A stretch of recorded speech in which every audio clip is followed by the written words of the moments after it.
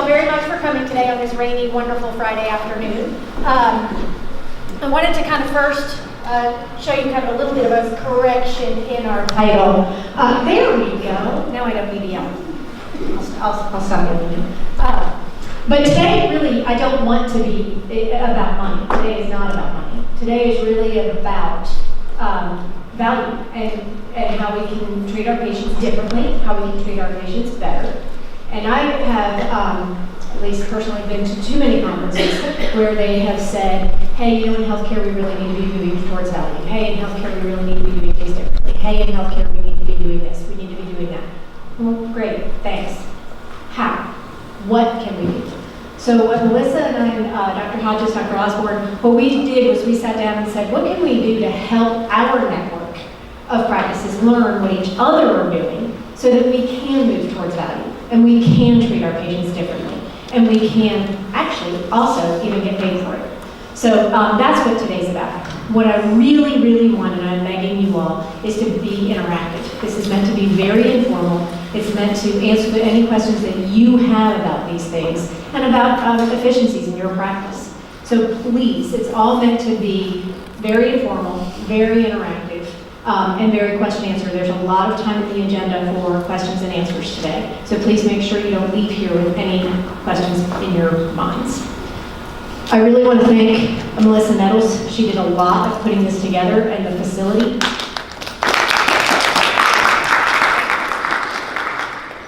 And introduce that she is also available to come to any of your practices and help you with operationalizing, whether it's transition care management, whether it's chronic care management, whether it's annual wellness visits. She's here to help you do those things. So I'm going to pass the mic to her just to introduce herself. Hello everyone, I'm Melissa Nettles. I'm the Quality Performance Evaluation Specialist, and I help with PCMH Lite, which is Patient-Centered Medical Home. It's a lighter version of the big NCQA PCMH, but I also help those practices that are certified for NCQA PCMH to recertify. So if you're needing any assistance, please do not hesitate to contact me, either via email or telephone. My contact information is out at the THN table as well, and if you need any business cards, just let me know. Okay, and so we will go ahead and get started with our first speakers. I want to thank and introduce Dr. Jim Osborne and his PA, Jennifer Willard, are going to be talking about how Eagle has implemented transition of care management. All right, thank you. Mom, can you hear me? No? Yes? Okay. I have a big enough voice, so it usually doesn't matter. All right, thanks everybody for coming out. There wasn't much else to do on a rainy Friday afternoon anyway, so here we are. What a nice facility. I've never been here before. I looked at Google and I went, where in the world are they sending me? I've never been ride my bike near here, but I've just never seen it. So we do want to talk about transitional care management, and we're excited about what we're doing in Eagle with transitional care management. We think it's making a real difference for our patients. We've got some good outcomes.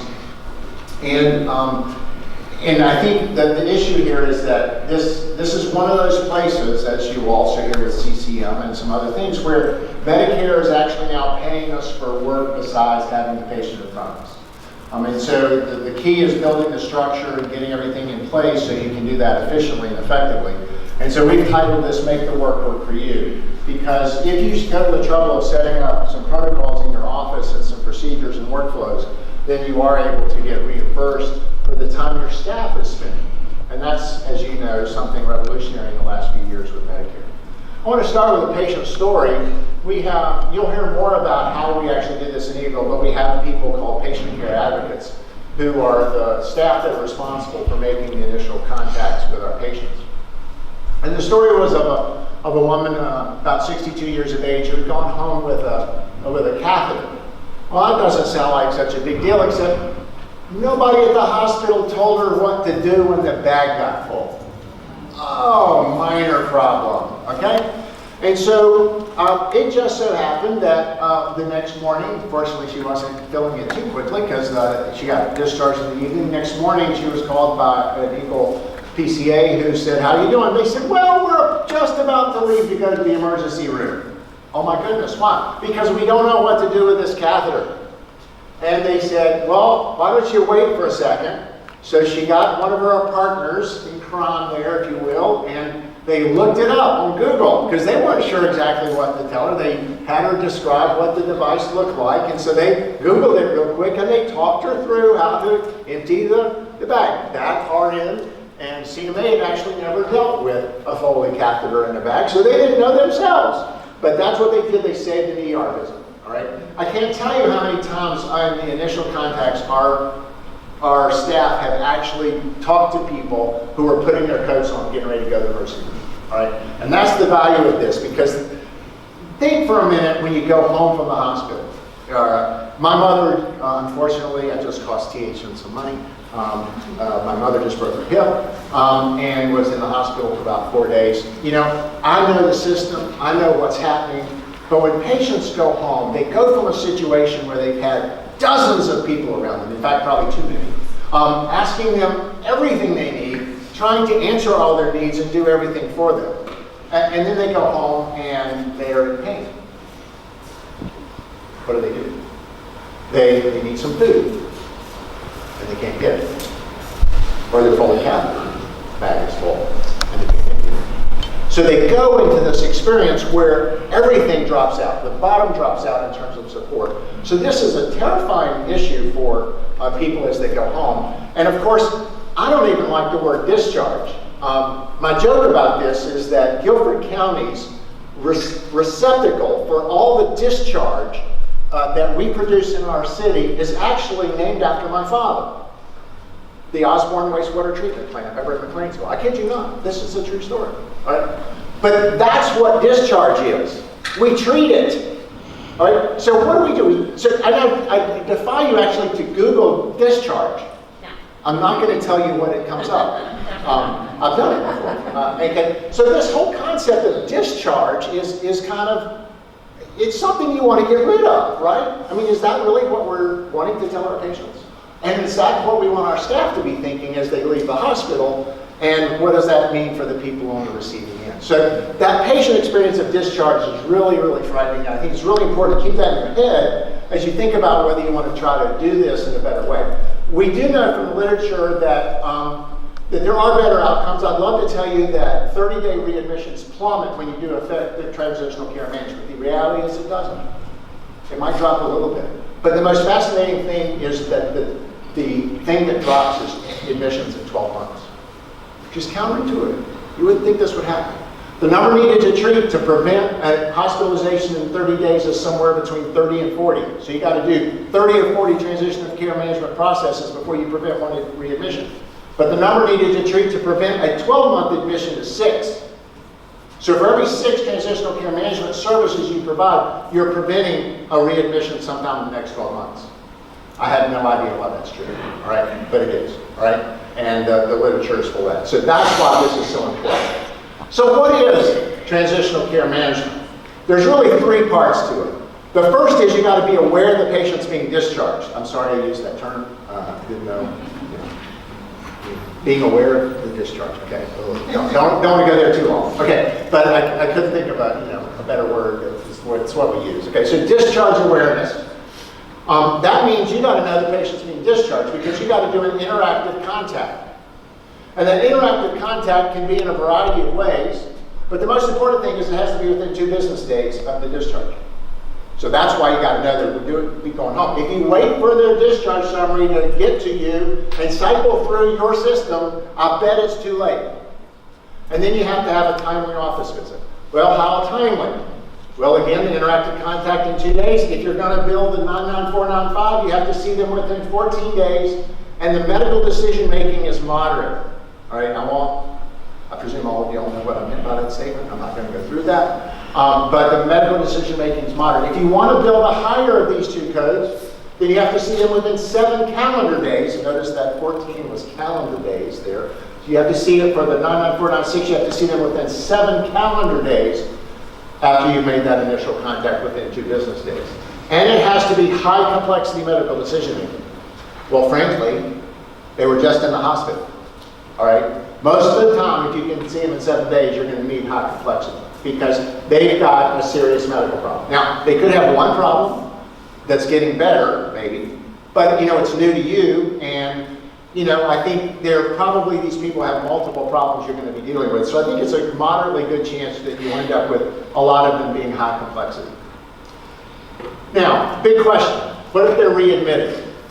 Well, when the codes first came out, Medicare said, we're not going to pay you if they get readmitted. Well, what does that mean? Well, you got to wait 30 days to file a code. Well, in yet another situation where Medicare actually listened, they changed the rules. All right? And the subsequent rules say that you can bill transitional care management service as soon as you do it. And then if the patient gets readmitted, you may not bill a transitional care management visit for the next discharge. All right? So you can bill it for the first one, but not for the second. All right? So you don't have to wait 30 days. That was a big deal right at first when this all got started. So, I know it's not about money. Kelly didn't tell me she was going to say that, so I'm sorry. Here's a slide about money. All right? Here's the revenue possibilities. This is 2019 Medicare fee schedule for a 99214, which is what these patients would probably be, what you would probably be billing for this code if you saw them at discharge is $104. A 99495 is about $154. A 99496 is about $226. That's the professional fee for a screening colonoscopy. It's not the facility fee, but so wow, that's really something. As primary care docs, I think that's about the most valuable thing that primary docs can do routinely. For Eagle over the last year, fortunately we didn't do too many 99214s. We have a group, and Jen's going to talk about our protocol here, but we made sure that we do okay. But we made compared to if we had billed all these at 99214s, it would have been about $140,000, and it came up to be about $240,000. All right? So we were able to more than pay for our staff time in doing this. So now I'm going to turn it over to Jennifer Willer, our PA, our Quality and Care Management Advisor in Eagle, and she's going to walk through a little bit more detail about the transitional care management process and how we do it at Eagle. Thank you. Can you guys hear me? Is that loud enough? So we're going to take a 30-second brain break, as they call it in my kids' school here. I have two. Can you hear me? I have two children. 11-and-a-half-year-old son recently was sick with the flu.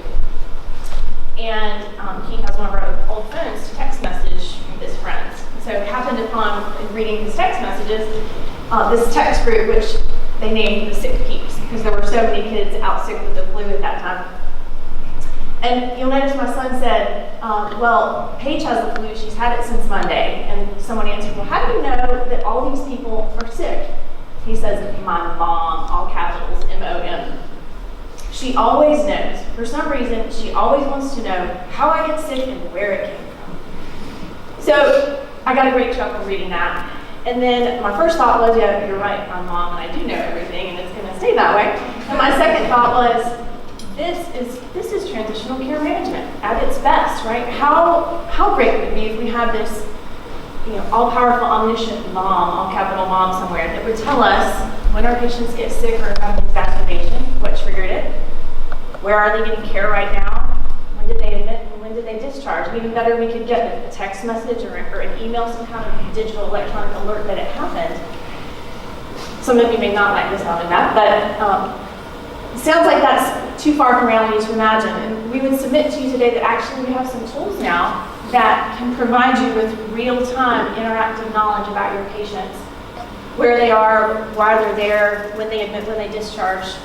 And we don't call it mom, we call it patient ping. But believe it or not, you can get a text message when your patient discharges if you so choose. So let's jump into transition care management from a mechanistic standpoint. I think the thing that we would most want you to leave here today understanding and embracing is that while a TCM service is a single service, it's got one of two codes. You bill it one time for a patient for one admission in 30 days, and it's one provider only can bill this code.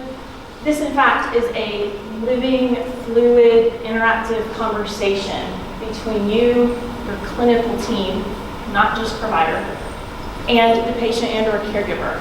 And this conversation may be very intense, or it may be very low intensity, but this is a breathing, living, active process. And I think that's one of the most important things about transitional care management. We do apply structure to it and requirements, but it should be customized and individualized to each patient. I think we all know here that when our patients leave the hospital, that first 24, 48 hours can be like a deep, deep canyon. Even the ones who have home health care sometimes can't make it that first 24 hours. So your staff has an opportunity to engage with patients at a really dangerously vulnerable time and make a tremendous impact. We know from some studies about readmission rates that it's not necessarily the disease that drives the readmission, it's socioeconomic factors, it's health literacy, it's transportation, it's food security, it's how do I take my medicines, how do I use my nebulizer machine. So we can use this service and your clinical team to help engage patients on those issues in addition to their medical status. As Dr. Osborne mentioned, there are 3 central components or requirements for TCM services. So number 1, discharge awareness. The thing I would just point your attention to here, this is not just inpatient facilities. This would also include your SNFs and hospital observation stays, and even patients in long-term care if they happen to return to a home environment setting. As far as discharge location, again, I would point your attention to the fact that it's not just home. Assisted living is also defined in CMS advice as home. So you can bill this service in a facility that you bill it based on the place of service you deliver, the place of care where you deliver the service. For interactive contact, let me linger here for just a minute. Medicare applies some very specific language to what this is. They say this should be somebody who has the capacity to have an interactive conversation or communication with your patient. So in other words, this is not just somebody at the front desk calling and saying, great, Ms. Smith, you're in the hospital, we need to make an appointment with Dr. Osborne, and we'll see you on Wednesday. That's not an interactive contact. The purpose of this visit is to, most importantly, assess your patient's status.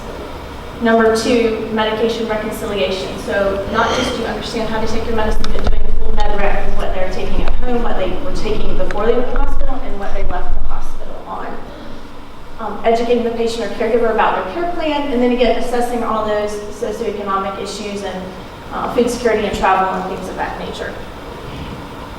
What if you can't reach the patient or the caregiver? As long as you document 2 attempts that were made in the EMR, and those are documented in time and date, you can still bill your TCM charge when you get that patient in if it's within 7 to 14 days. The Medicare language also says very specifically, you should continue to try to reach that patient until you are successful. I can't tell you what that magic number is that they consider adequate. It just says till you're successful. The time between your interactive contact and their visit is this living, breathing part of this service. So this is where you have this conversation with the patient about how are they doing. An urgent need pops up during that time. They can't get home health to answer their calls or come to the house. They need medication refilled.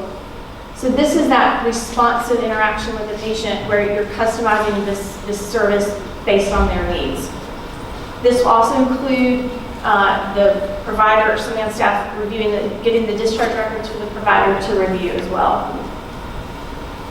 And then our final element in this service would be your office visit. So key thing, medication reconciliation must happen by the time of the visit.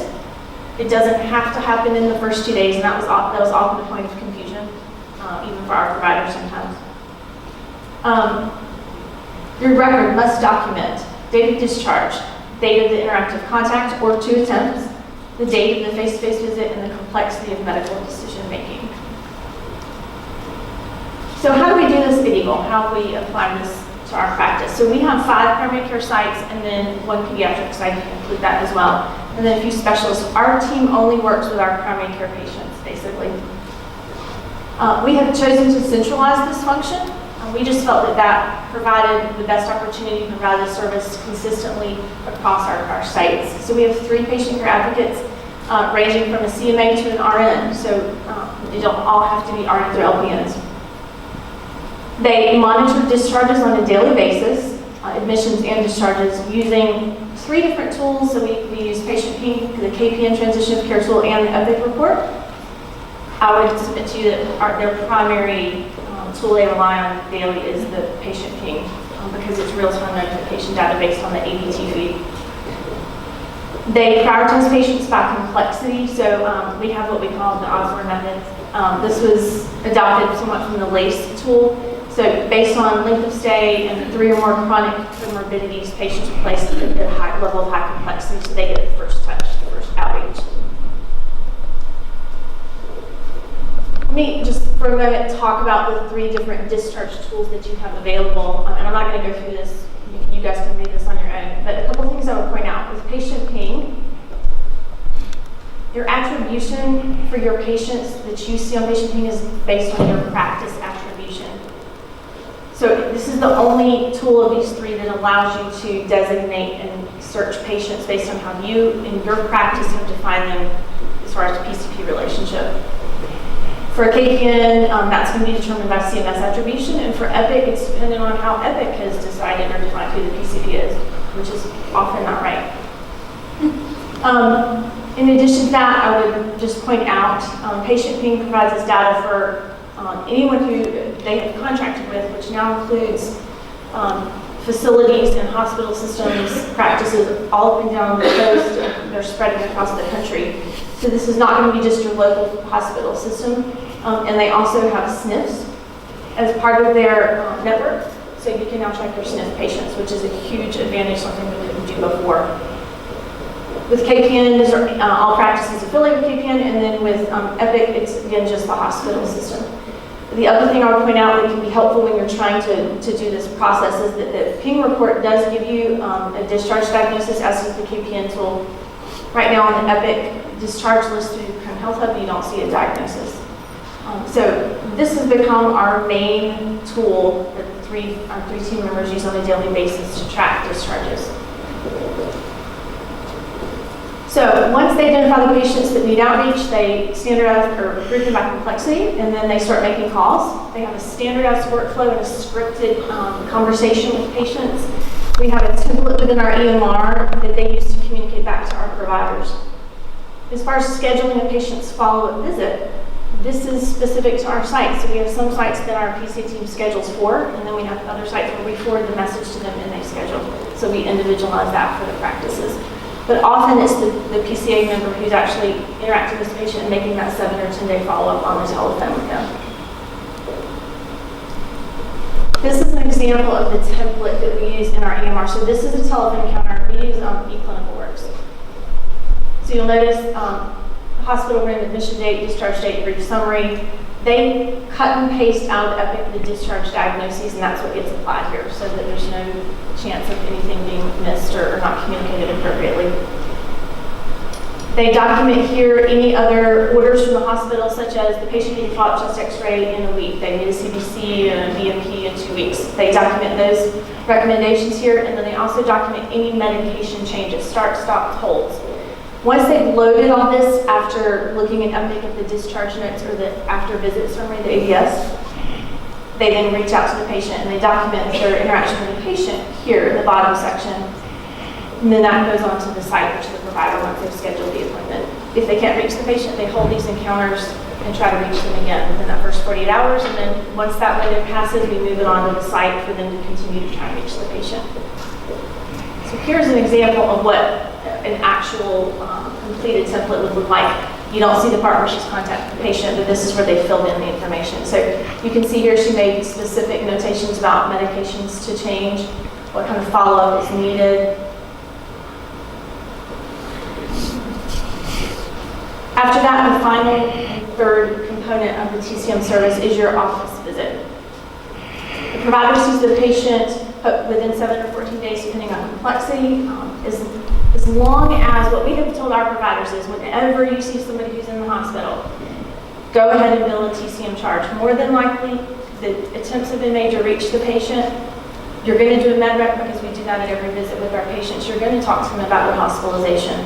So go ahead and bill the TCM charge, and then our billing staff audits this on the back end before they submit it to make sure documentation is in place to support the service, and if not, they will communicate that back to the provider. We do have a template that we use in ECW for our providers for their progress note. So we've templated some language in there about hospital follow-up just to make sure that all the different important pieces are covered. So what have we learned so far? We've learned how important efficient communication is. We can't send a provider 3 paragraphs in the bottom part of the telephone encounter because we've lost them in the first sentence. And I understand that. I'm a provider. Some of you are providers. So we have learned how to streamline and make our communication more succinct and efficient to them.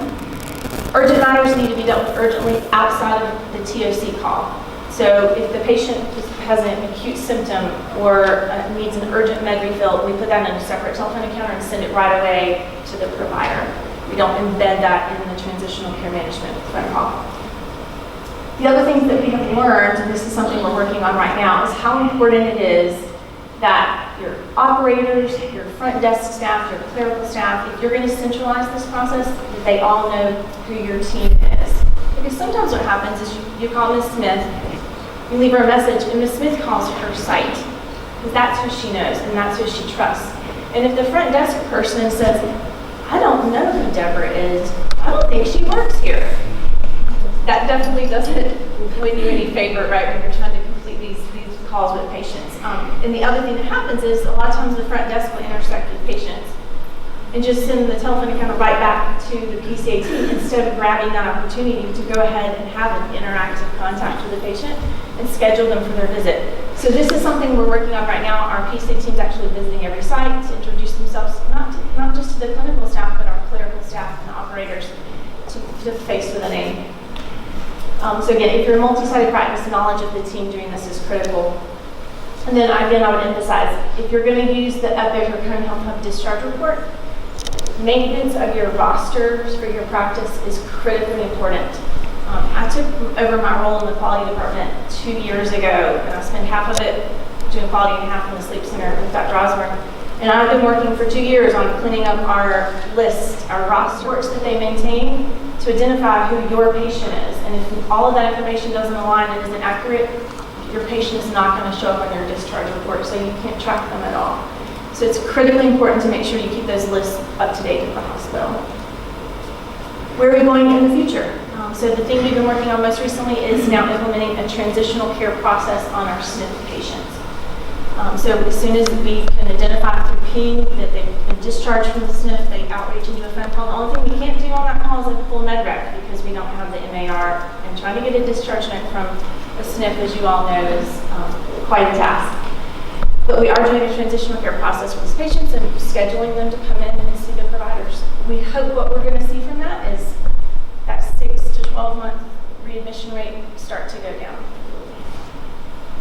Better tracking the regional and even national discharges, again, that's through patient ping. And this is amazingly valuable. UNC is enrolled now in the Wake Forest system. They're in conversation with Duke. So not only do we get our region, but then we get places out of state. I can't tell you how gratifying it is for a patient to get a call from our team and say, we saw that you were just in Connecticut and you were in the hospital. How are you doing? Let's get you in to see your doctor. The other thing that we're, again, trying to work out is what about the people that don't show up for their transitional care appointment? Or the orthopedic patient who just had a hip replacement. So they don't need to come in and see us because they're very healthy and they don't have any other problems. And we may not do a TCM visit for them. There is a separate metric that requires that we do a med rec within 30 days of discharge. So we're still trying to figure out how to close that back, this on the back side if the patient doesn't keep their appointment. And then again, just refining communication and our use of our templates and our EMR, just trying to maximize our ability to communicate efficiently with our providers. I would emphasize, again, this is not a task that should fall on your provider or even your provider's assistant solely. So you can use other people in your clinical team and even some people on your administrative staff to do parts of this service depending on how you choose to create your workflow. And that is the end of our presentation. So with that, we'll take questions now.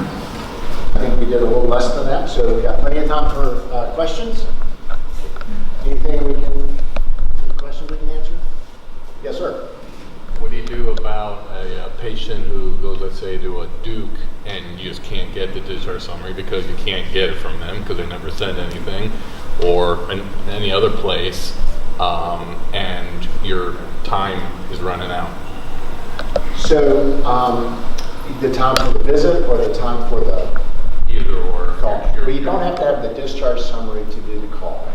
Right. My opinion is that if you can get the after visit summary from the patient, so you have some idea of what they were sent home on, then you can do a successful medication reconciliation at the time of the visit.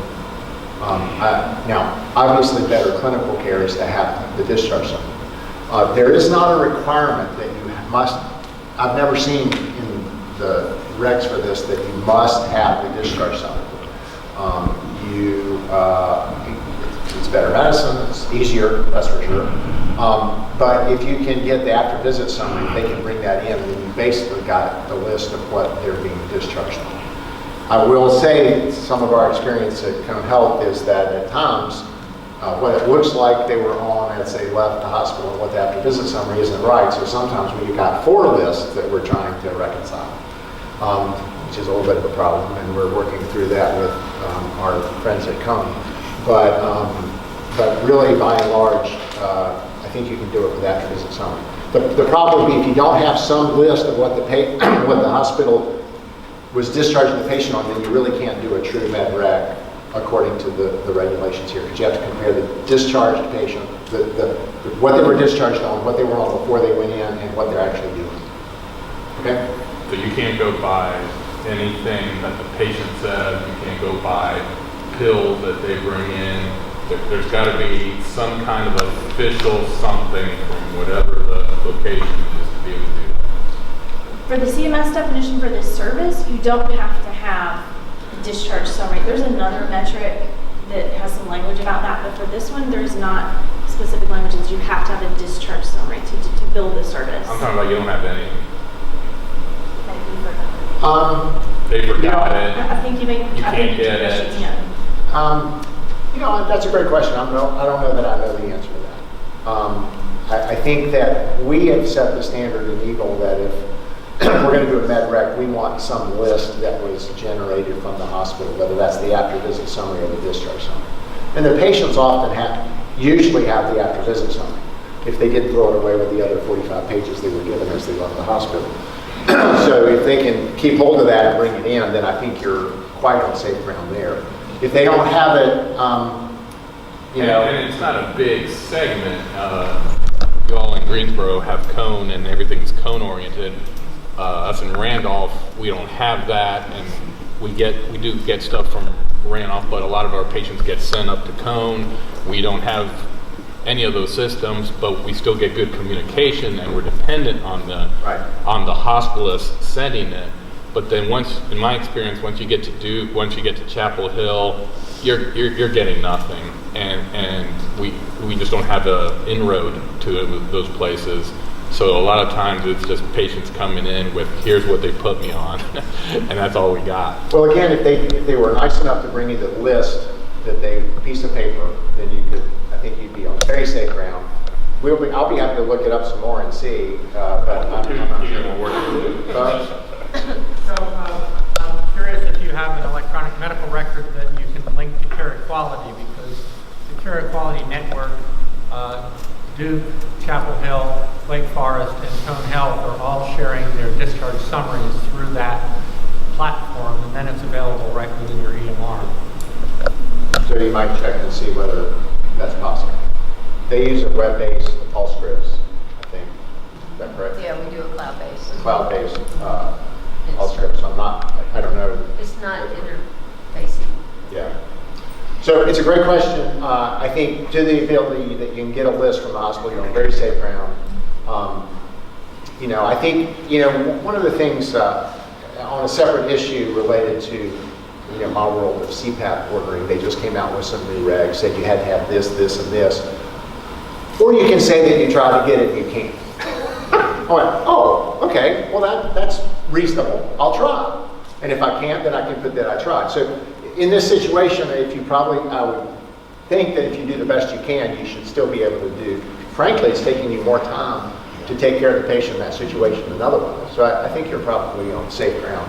We think in Eagle that we need some document from the hospital, whether it's after visit summary or something, to do what we really truly want to define as a med rec.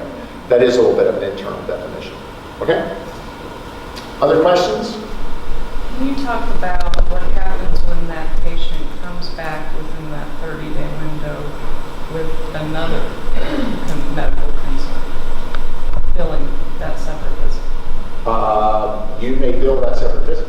Yeah, so just Beth was, I think she knew this, she just wants me to say it. I think from the way she asked me. I've worked with Beth long enough to kind of get it. Plus, my wife also tries to make me be intuitive, which I'm certainly not. Anyway, just to be you're clear, you are responsible for care of the patient over the next 30 days, all right? And that is in particular for the care and to try to prevent the patient from going back to the hospital and meet those needs. Now, there's two implications of that. The first one is just what Dr. Hodges was talking about, which is that if they come in for another problem, or even for that matter, some worsening of the same problem, you can still bill that next visit as a standard E&M based on the usual rules. The other thing though, and this is, we didn't speak on this, what if they see a cardiologist in you when they're discharged? And what if they did an interactive contact and saw the patient? Who gets paid? The person who gets the bill in first gets paid. All right? That's who gets paid. Now, the point there that gets me a little bit, and I've talked with some people, with our specialists who are trying to help them do transitional care management. They sometimes, their view of transitional care management after the visit is say, go see your primary care physician if you have any problems.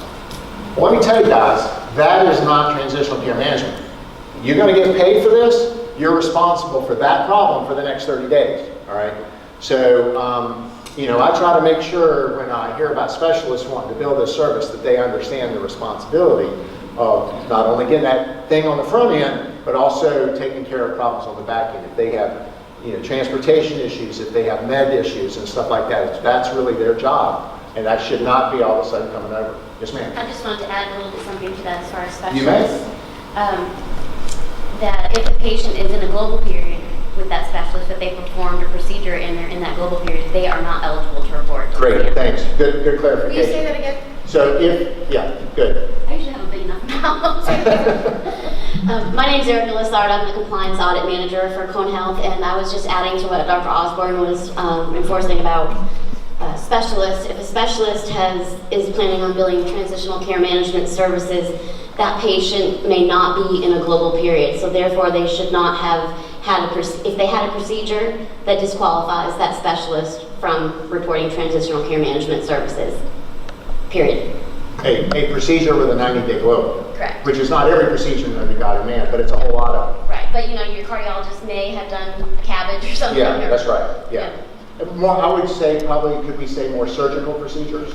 Correct. Rather than just like a cath won't get you there. No, Right. that has zero global. Or even an angioplasty. No. Yeah, but bypass surgery, so maybe to qualify that and narrow it a little bit, maybe surgical, post-surgical patients. Post-surgical global period, no. Yeah. Okay, post-surgical global period, 90 days. Your orthopod does a total hip. Yeah. You might have, I don't know, maybe you have a gynecological patient who's had a TH and they have some psychosocial needs that they need that little TLC. They would not be eligible for that service because they're in that 90-day global. Yeah, great. Thanks for the clarification. That's very good. And you know, our policy again is to go ahead and bill it.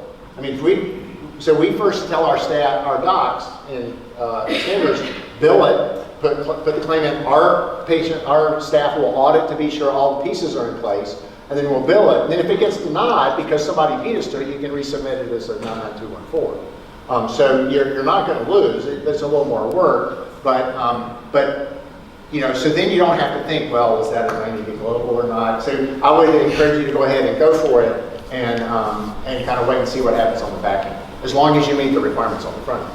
Great, thanks, great clarification. I don't live in a 90-day global world, so I never think of those things. No, don't do palliative care.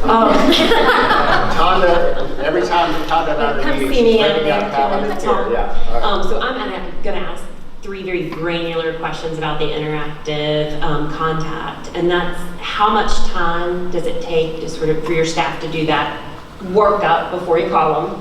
With or without Foley catheter? Oh, sorry. Google involved or not involved? And then is it prior to that patient call that you're actually deciding that level of complexity, and therefore during the call you're making the appointment? Yes. Okay. So they go on Ping. Well, they use Ping to track who's discharged, and actually there's somebody who does some of this prep work from home. They open the telephone encounters and load some of that information from Epic or outside the system if they have it, and have that prepped, so to speak, before they even call the patient. So they've already gone through and started the first phase of MedRec, which is to take the ABS or a list from Epic and cross it with our list and our chart, and anything that they can't verify or it's changed anyway, they list as an unknown med. And that way they've already done one step of that before they even get on the phone with the patient. I would tell you they can spend as short as 10 minutes on the phone with the patient, and they've spent 30 to 45 minutes with patients. It really depends on what you get into, and that's exactly what this is supposed to be. It's supposed to be very customized and patient specific. I did mention this. On average, they do about 12 to 16 calls a day. And that's for 5 primary care sites, just shy of 50 primary care providers. On Mondays, it's average of 29 because you're catching up for the whole weekend. So Mondays are always busier. So they account for that in their workflows. So once they've identified the high complexity patients who just discharged, get their templates loaded, make those calls, then they circle back around to the people that they tried to reach yesterday or that morning and they couldn't, and try to get that second contact. Okay.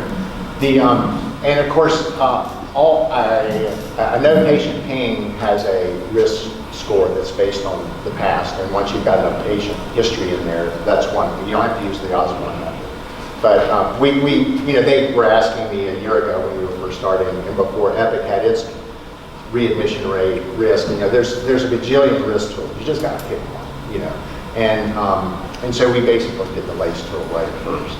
But that is something you can define before you even get on the phone with the patient. And then of course you might change your mind. You might say, okay, this patient's high risk, they need to come in pretty soon. Or that's right, they're not very high risk, but then you get to talking to them and you think, oh, they're better getting in pretty quick. That kind of thing. And I would comment just as an aside, other things that come out of this interaction with the patient, they go into the surgical history in our patient charts. If the patient has surgery, they go and enter that for the provider, date, surgery, who performed it.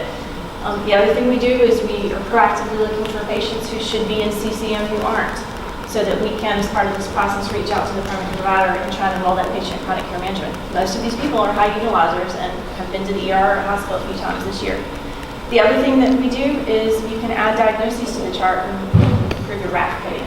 So there's a lot of ancillary work that can come out of this that isn't that time consuming, that impacts your patient and their care in bigger ways. Because some of the codes that we will see as they come out of the hospital, we are hoping the hospital picks up, and they usually are. And those codes can affect RAF. But it doesn't hurt to put those codes in our own notes. And because oftentimes they're only going to adjust for that year because they're kind of acute codes like sepsis. That's not a code. We hope they don't have it year after year. But it is annoying when they send you the thing. Are they septic this year? That's a little annoying. And we can't seem to stop that on our side. We've tried. But nevertheless, that's an excellent point. There is an opportunity to get some RAF qualifying diagnoses, which probably will be captured in the hospital billing, but maybe not. Other questions? So let me just, real quick comment that we said we just went on UNC, so Dr. Hodges, you were saying that you get a lot from outside. We had 6 discharges from UNC in the first 3 days. And we were like, oh my God, we had no idea that many people were going there. So we got to work on our network fidelity in Eagle or something. I got to find out what happened there. But anyway. They will also be adding Duke to patient ping very soon as well. Just a question for the audience. Raise your hand if you are aware, first if you were aware of patient ping before now. Okay. And are you using daily patient ping? All right, okay. Well, that's, okay. Oh. So my question was about skilled nursing. So you said that you were getting that process started. So how far are you in for that, and any learnings that you've had from it thus so far? I would say we're maybe a little over 6 months in. It's been a little challenging because the SNF facilities, some of them are still manually entering data on patient ping, which means sometimes they enter a week after the patient left. So we don't get the ping in time, or it's delayed. And the other issue we have is sometimes the patient's already passed away and the ping isn't accurate. So we've been giving them feedback and working on that process. I think once all the SNF facilities are all electronically entering their data, that would make that much smoother and less room for error. But and I haven't talked to our primary care providers much about this directly as far as how they feel the benefit is on their end to see these patients. But we're having good success in getting them in for that appointment.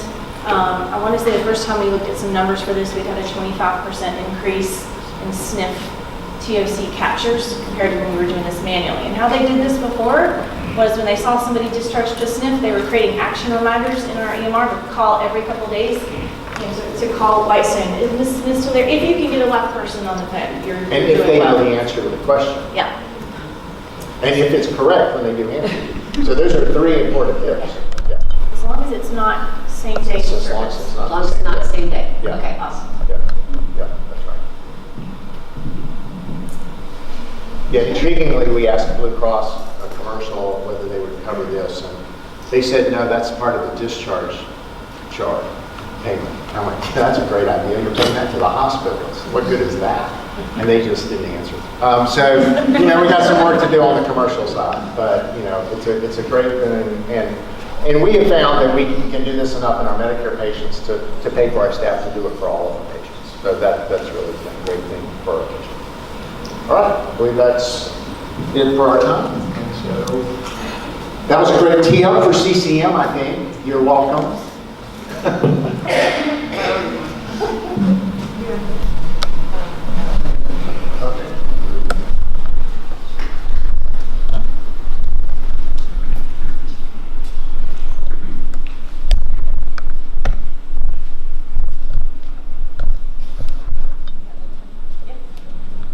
Hi, everybody. I'm Beth Hodges with Hodges Family Practice in Asheboro. I'm one of the primary care medical directors for Triad Healthcare Network, and I'll be speaking today on chronic care management with my office manager, Marie Polanco, who's here, and my staff happens to be here too. So they're very happy because we let them close the office early to come. So what is chronic care management? In 2015, Medicare began paying separately under the physician fee schedule for chronic care management services furnished to patients with multiple chronic medical problems. In 2019, the benefit was expanded to include MA plans, which are your Medicare Advantage, like your Humana, United Healthcare, Health Team Advantage. CCM is defined as 20 minutes per month of non-face-to-face clinical staff time directed by a physician or other qualified healthcare professional with the following required elements. 2 or more chronic conditions expected to last at least 12 months or until the patient dies. And these chronic conditions could place the patient at risk of functional decline, exacerbation, or even death. And there must be a comprehensive care plan in place with monitoring and revisions as needed. That's the by-the-books legal definition. We're going to talk about how the billing occurs and how a visit is a little later. Marie's going to cover that. I'm going to talk about the benefits to the office and to the patient with chronic care management. We have really benefited as a practice from this program, and I want to share that experience with you guys today. The patients develop a deeper sense of connection to the PCP and the care team. Every patient we have on chronic care management, minus a few patients with dementia, knows which is their chronic care nurse. They will tell you in a split second. They may not know anybody else's name in the office. Sometimes they don't know my name, but they recognize I'm a Fredis or I belong to Madeline. There's a deep connection there, and that's who they call when they need something. There's more self-engagement in their individual health issues. I have patients with diabetes that I have badgered and prodded and begged for years to take a more interest in their own care and their diet and their lifestyle, and gotten nowhere. And Madeline has been able to get them to pay attention to what they eat and eat correctly and check their blood sugars. And it's that continual re-engagement. I only see them 3 to 4 times a year typically unless they get sick. Madeline talks to them every month. They get faster answers to the questions. When I talk to a patient about chronic care management in our office, I often describe it as kind of like our VIP program. The average PCP gets 60 notifications in a day. That's emails, not talking about your Zulily email, I'm talking about emails from patients. Text messages, phone messages, computer messages, pieces of paper to sign off of. We get anywhere from 60 to 80 a day, in addition to the 30 patients on our schedule. Medicare recognized that their patients are more fragile than our typical Blue Cross or Humana patient, and they wanted their patients to get special attention. They wanted them to go to the top of the list for when they had a question, because that can often keep them out of the emergency room and sometimes out of the hospital. So that's why they developed chronic care management, and it works. When a patient on chronic care management has a question, they have a special number to call to our office. It goes to the chronic care management line, and the nurse that's there picks up and answers it and takes care of them immediately. If that nurse is involved with another patient and it goes to voicemail, they still get a much quicker return call than waiting till the next time that the regular nursing staff can pick up the phone line and answer something. And that makes a difference with Medicare patients. They also get additional assistance to the office. We all do things in primary care that we don't get paid for. And a lot of times it's our staff doing it, but it's still things that we're not getting paid for, and it chews up times and resources. This is a program that allows you to get reimbursed for these issues. It could be applying for patient assistance for medication with the patient. It could be setting up, making contacts so that they can get a I've fallen and I can't get up bell to wear. It could be Meals on Wheels. It could be a referral to the senior center to join their yoga classes, or telling them about Silver Sneakers and giving them that contact information.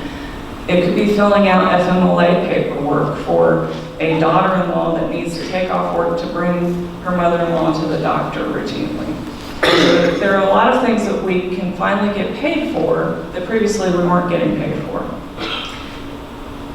There's more education available to the patients. As I said, the chronic care staff member reaches out to the patient monthly, and the contact is about 20 minutes. It actually, by reg, has to be 15 minutes of contact time and 5 minutes of documentation time. Sometimes it's a little more than the 15 minutes, but there are codes that we'll talk about if it goes up to an hour. This time, if they don't have anything else to talk about, they do disease modification education. You know, they teach them about their diet. They remind them about their salt intake. They remind them to weigh daily. All the things that they need to be doing that maybe they've kind of forgotten to do along the way. Access, access, access. The key is that these patients need attention to keep them healthy, to keep them out of the ER, and that's what this program gives them. And there's less overall healthcare costs ultimately, even though you have the increased cost of the program. What you spend there, Medicare more than saves by avoiding ER visits, urgent care visits, hospitalizations, and SNFs. Benefits to the practice. These typically are higher maintenance patients. These are the ones that previously were tying up your general nursing phone line and taking patients away from minute-to-minute patient care. You get an increase in reimbursable visits, because when the patient calls Freda and says, my blood sugar's been over 250 for 3 days, it's not usually doing that, I don't know what's wrong, I'm eating less. Freda will talk to them, talk through it. Maybe she figures out, patient might have a UTI. has the patient come in, now we've got a reimbursable visit. So not only are we hopefully avoiding hospitalization for UTI-related sepsis, but we're getting a reimbursable visit where we can take care of the patient. The patients have a higher degree of loyalty to the practice because they know they can call us anytime and get their questions answered, and they know we care because we're reaching out to them regularly. They tend to praise the practice's attention to them, and they do that in public venues, like to their families, to their friends, in their churches, and that gets our practice more positive advertising than we could ever get through the newspaper. Of course, Ashboro, nobody reads the newspaper, but that's a separate issue. There's well, they do read the obituaries. So do I, to find out if I've missed something. Reallocation of paperwork attributed to these high maintenance papers. Who gets lots of paperwork on Medicare patients to fill out? And other than their back braces, which Dr. Grapey wants us to get all our Medicare patients back braces and knee supports and heating pads. That's a joke, by the way. That's Medicare fraud. Please don't do that. We can actually get paid for all this paperwork that we sit and do, or that our staff has to sit and do, that we sign off on. And that helps the overall cash flow of the office. There is stress reduction on the general staff and the front office. They're not receiving all these high maintenance phone calls that they were previously getting and having to deal with. It's going directly to one place where they have time allocated to deal with this. And that tremendously has decreased the number of phone messages and general angst in the nursing bay. And then again, as I mentioned, reimbursement for previously unreimbursed effort and work. For those of you who prefer science to the art of medicine, in JAMA Internal Medicine 2018, they published a study of 84,000 patients undergoing chronic care management across 18 practices between 2011 and 2015, and compared them to a control group of 400,000 patients across 76 practices not participating in CCM. They found an 18% reduction in hospitalizations, 25% reduction in ED utilization, and 36% reduction in ED visits for ambulatory sensitive conditions. Those are 4 things: pneumonia, UTI, cellulitis, and uncontrolled diabetes, that Medicare never wants to see a patient in the emergency room for, because in their opinion it was preventable and that patient never should have gotten to the ER. That is pneumonia without respiratory failure, by the way. The billing provider for CCM can be a physician, nurse practitioner, physician assistant, clinical nurse specialist, which most of you probably do not have in your offices, or a certified nurse anesthetist. These codes are assigned the general supervision category, which means that the service is not personally provided by these billing practitioners, but overseen by them. The work can be done by a CMA, LPN, RN. The codes 99490 is 20 minutes, and again, that's 15 minutes of actual contact. It does allow for 5 minutes of documentation. 99487 is if it's complex and takes 60 minutes of clinical staff time. And if you bill 99487 and still go another 30 minutes, you can add 99489 to that. There are ways to document chronic care management, comprehensive care plans in your current EMR, or there are special electronic health record programs set up just to do this that you can then import the data to your program. But in general, it needs to include a problem list, what you expect the outcomes and goals for the patient to be, measurable treatment goals, symptom management, planned interventions, medication management, community and social services ordered, and the description of how the services outside practice will be coordinated, and a schedule for periodic review and revision of plan. It does not have to have every single thing every single time. It's dependent on what's appropriate for that patient at that time. These are some examples of real patients that we've had and how they've benefited in the past few years from chronic care at our office. 66-year-old female, diabetes, hypertension, hyperlipidemia, and a BMI of 32. She was able to lose weight with encouragement, which resulted in a better A1C and fewer medications. So she's been very pleased. Now I have to segue for this next patient to explain a little bit of an ethnic issue. Those of you who take care of a lot of Hispanic patients may realize that Hispanic patients believe insulin is the equivalent of death. Some of them actually believe insulin kills people because many times Hispanics don't get on insulin until their diabetes is very far advanced, and then they're on insulin for a very short period of time before they die of some diabetes-related illness. So getting a patient who is Hispanic and deeply mired in that culture onto insulin and getting their blood sugars controlled is difficult because they think they like you, they trust you, but that gringo's trying to kill them. So we had a particularly difficult patient, 86 years old, completely uncontrolled diabetes, fought us tooth and nail for everything. By working with her family members, we were able to get her on insulin and slowly titrate her dose up and get her sugars down without giving her hypoglycemia, improving the diet because beans, rice, and tortillas don't really work with advanced diabetes, get some of the weight off, and she is much, much healthier and doing better now and get more active. Actually, her arthritis is not even bothering her as much because we took some of the weight off. So that has been a very good success story. But to do that, the care manager worked with the entire family. We had a 67-year-old female with coronary disease and hypomania who suffered a mild CVA. She'd been hypomanic as long as I knew her and unmedicated because there was nothing wrong with her in her mind.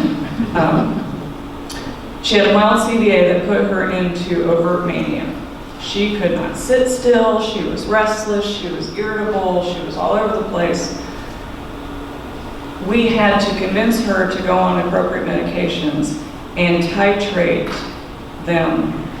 And when you do that with patients, there's a lot of side effects initially, and especially if they've liked being kind of high energy and you're kind of encouraging them to sleep, they're going to kind of fight with you on that, but she was really not doing well.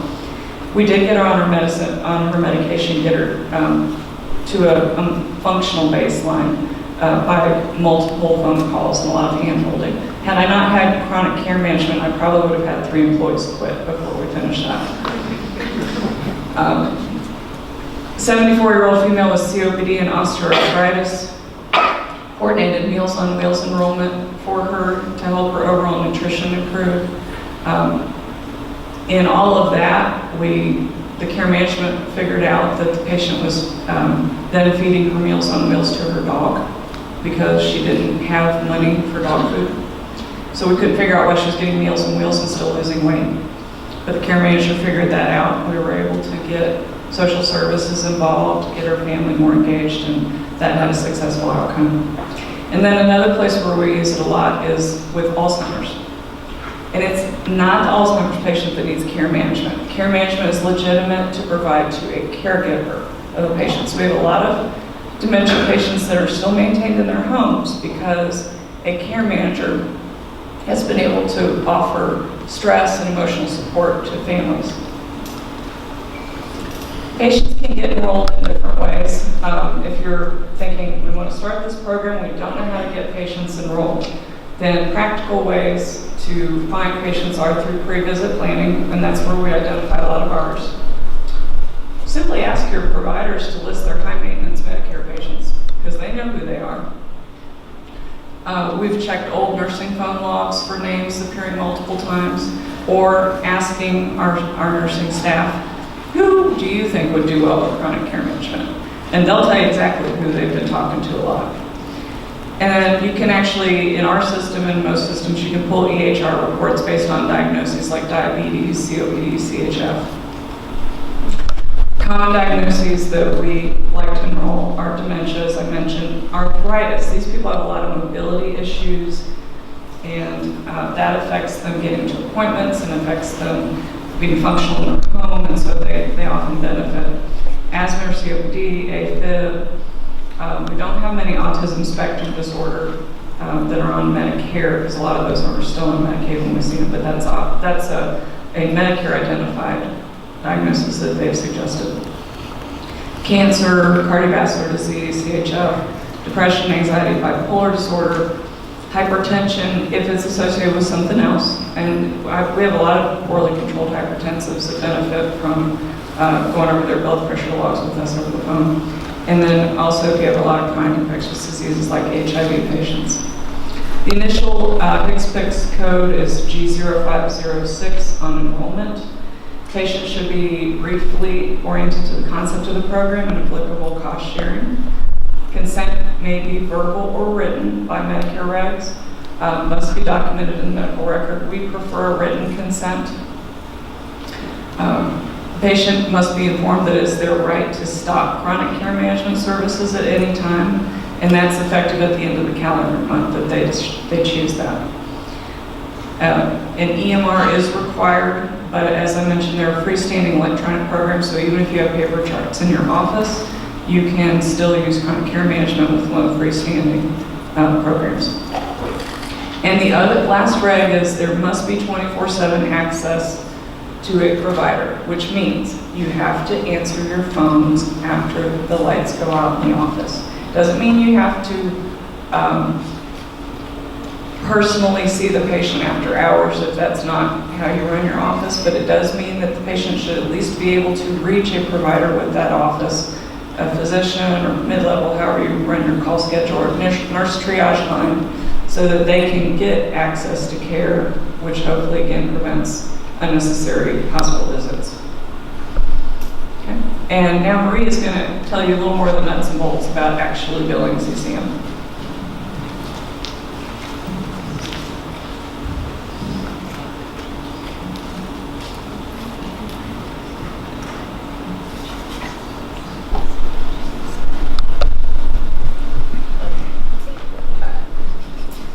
Good afternoon, I'm Marie Polanco, and I'm the practice manager for Hodges Family Practice. I thought I'd start with just a little history of our practice. We are an independent practice located in Randolph County in Asheboro. We currently have 2 MDs and 2 mid-levels in our office, so we are a rather smaller type practice. Our providers, as well as our mid-levels, do not concentrate every day in our office because we do cover SNFs and ALFs, as well as both of the physicians I work with have obligations with HTA and THN. Our staffing model for our clinical staff members is at least, we currently have 2 chronic care manager nurses, and then there are an additional 4 clinical staff members as well as the front office staff.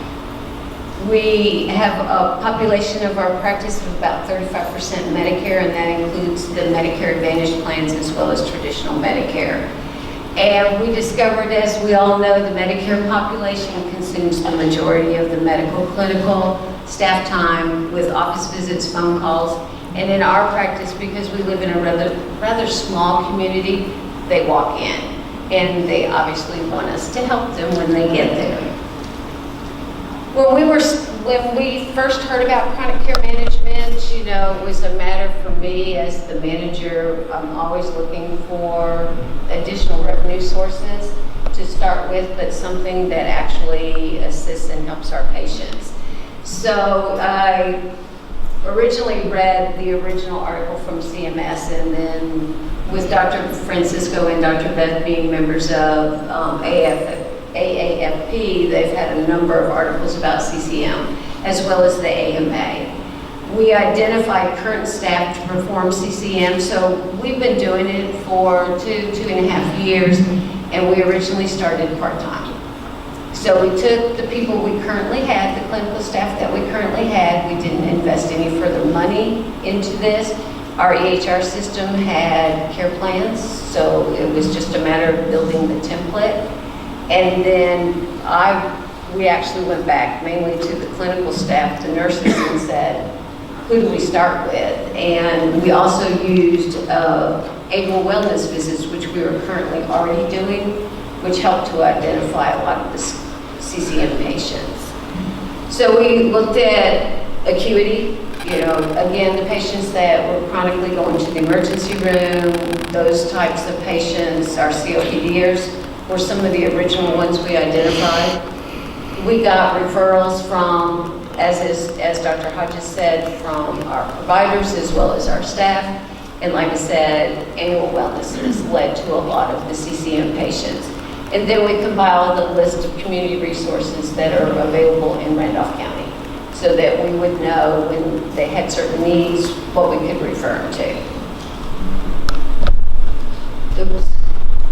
Then the next part was just to educate everybody in the office, so we spent a lot of time sitting down talking about what chronic care management was, how we could start, where we needed to start from. The main guidelines that I've used have always been the ones that CMS has, and it's on the Medicare Learning Network. We obtain printed materials to use for the patients. There's a lot of it out there that we've got in the office, in the patient rooms, and it's addressing both the caregiver and the patient as to if you need something to reach out and talk to a staff member, and it's helped as well. Our patients, when they are seen in the office, our chronic care nurses do pre-visit planning. And so they're looking at the schedule a couple days in advance, and we color code our patients so to state whether they need a wellness or if they believe that they're a candidate for chronic care management. And if they are, then once the provider has seen the patient is then walked over to meet one of the chronic care nurses, and then they sit down and we kind of explain the program in a snapshot and find out where their interest lies as far as continuing with it. The billing codes were set up. Again, the education was the huge part. There's only 4 codes for this whole process, and as Dr. Beth alluded to, G0506 is the main one that you use when you start. I also went back and reviewed Medicare Advantage plans, because CMS or NextGen or Palmetto agrees to cover something doesn't necessarily mean all the Advantage plans agree. So you kind of have to do your research based on your contracts to determine if they're going to pay you to do the work. We currently have 2 part-time CCM staff members. We currently have an enrollment of over 200 patients in our program. Pre-visit planning, as I said, identifies their needs, and CCM led to the implementation of our Education and Wellness Center. So our chronic care management program became self-sustaining pretty early on. It covered the salaries of the part-time staff, their overhead, and then as we continued, we moved into education. So we determined our chronic care patients needed quite a bit of education, and that education couldn't be done at an office visit. If you think about it, most of your diabetics are seen 4 times a year. Average office visit 15 minutes. So that means one of the worst diseases out there, they get 60 minutes a year, and that's in 365 days. So by reaching out to them and helping them, A, understand their disease, B, understand that we were here to walk with them on that road. We weren't there to preach to them. We learned a long time ago, you can stand there every day of the week and tell someone what they need to do. And they may shake their head and say yes, but in their minds they're thinking, this lady is crazy. Not gonna happen. I know for a fact I'm not gonna go home and do any of that. So it's about having a conversation. And the more you get to know the patients, the more conversations you have. And it's been just really quite amazing to see the transformation of the patients and actually of our practice. The benefits to our practice have been multifold.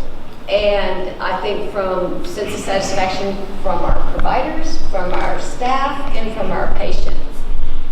I believe any practice can start chronic care management. And I believe when you look at what I call our trifectas, which are our diabetics, our hypertensives, and our hyperlipidemias, that if you can figure out how to give them 20 minutes a month to make one impact on one part of one of those diseases, think about what we can accomplish long term. It's led to where our patients will call us to a certain point and say, I'm having chest pain, so what do you want me to do?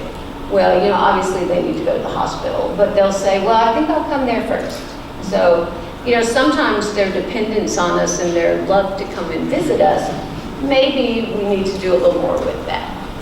We had to have buy-in from the staff and the providers, and I think in the beginning we didn't have all that buy-in, but we definitely do now. I think all of my providers have found that they don't have all of those patients at them at all times. I think the clinical staff who deal every day with pulling patients back and dealing with the day-to-day world obviously have been more than happy to hand those patients off. You know, if they don't get tons of phone calls, they're okay with that. The main thing is do what you say you will do for each patient to build their trust. Don't tell them you're going to call them. Don't tell them you're going to do anything if you're not going to do it. Don't build the chronic care management if you're not going to do it. You know, they want you to help them. At the very bottom of all of this, they just want a little assistance. And I have to say, our patients absolutely love the program. It funded our wellness and education centers, so now because of chronic care management, the 2 chronic care nurses now do education programs. So the majority of it is in a group session. And you'll see those patients come in, sit down in that waiting room and visit with each other, and they're ready to go. So I personally couldn't have built this and done this without the assistance of Madeline and Freda, so I can't thank them enough. And without the help of Dr. Beth and Francisco, who believe we can think outside the box. And that's it.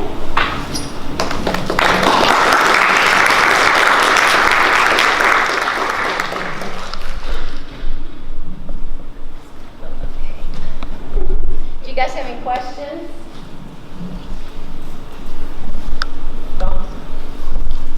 So are you billing mostly the 20-minute code? Mostly. We have some that are extremely complicated patients that are extremely time-consuming. We may find in the beginning we're doing the complex one, but as everything settles down, then they kind of back off a little bit. So yeah, mainly the 99410. Is there any reason or anything that's preventing you from moving to the higher codes for more of your patients? Well, the copay can be a little higher for that. Yeah, and I think part of it was we discovered with chronic care management that we needed the education tool as well. And so with Madeline and Freda both doing both sides, for us, you know, a lot of those chronic care management patients have now been enrolled in education, so they really are getting it. It's just on a different level. Could you talk a little bit more about the cost sharing piece and how you all handle that in your office and kind of how it's received by patients? A lot of our patients are double covered, so if they have a secondary, it's a wash for them.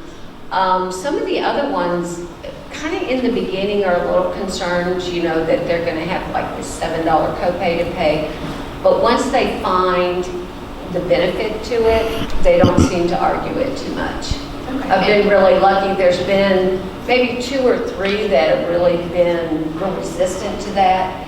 And, you know, I explained to them if that's really part of it, it depends, you know, as much as we need to bill them. There are some that we know financially, they just don't have $5. So sometimes we need to make a moral decision as to what to do with them. And that's what I look at. So I have a question about staffing. So you mentioned, is it 2 RN level folks who are actually doing CCM? One's a medical assistant and one's an LPN. Okay. So in your model, you obviously have some really great folks who were natural sort of relationship builders. What are the things, the skills, or the characteristics that you would look for to sort of elevate this person to that position?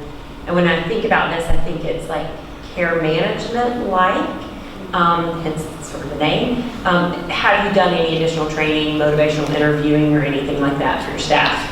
We sent both Freda and Madeline back to school, and they became certified health coaches. So, but the The personality type, they are two people who already were forming very good relationships with patients. You know, in a primary care office, staff come and go. That's the nature of how it is in this day and age. A lot of our patients can't remember names of different staff we've had over the years, but they know Madeline's name, they knew Freda's name already. So you know they already had those relationships going, and that's the kind of personality you really want, somebody who gets invested in the patients. Yeah, and I think you have to have someone who's extremely non-judgmental. So you know, it's easy for someone to sit on the other side of a patient and think, well, you know, if they would get up and walk, they wouldn't have this or this or this. So sometimes we have to understand that we don't know what goes on behind their front door and try to build a relationship to find out what goes on. And maybe we can have an impact that way. Yes, sir.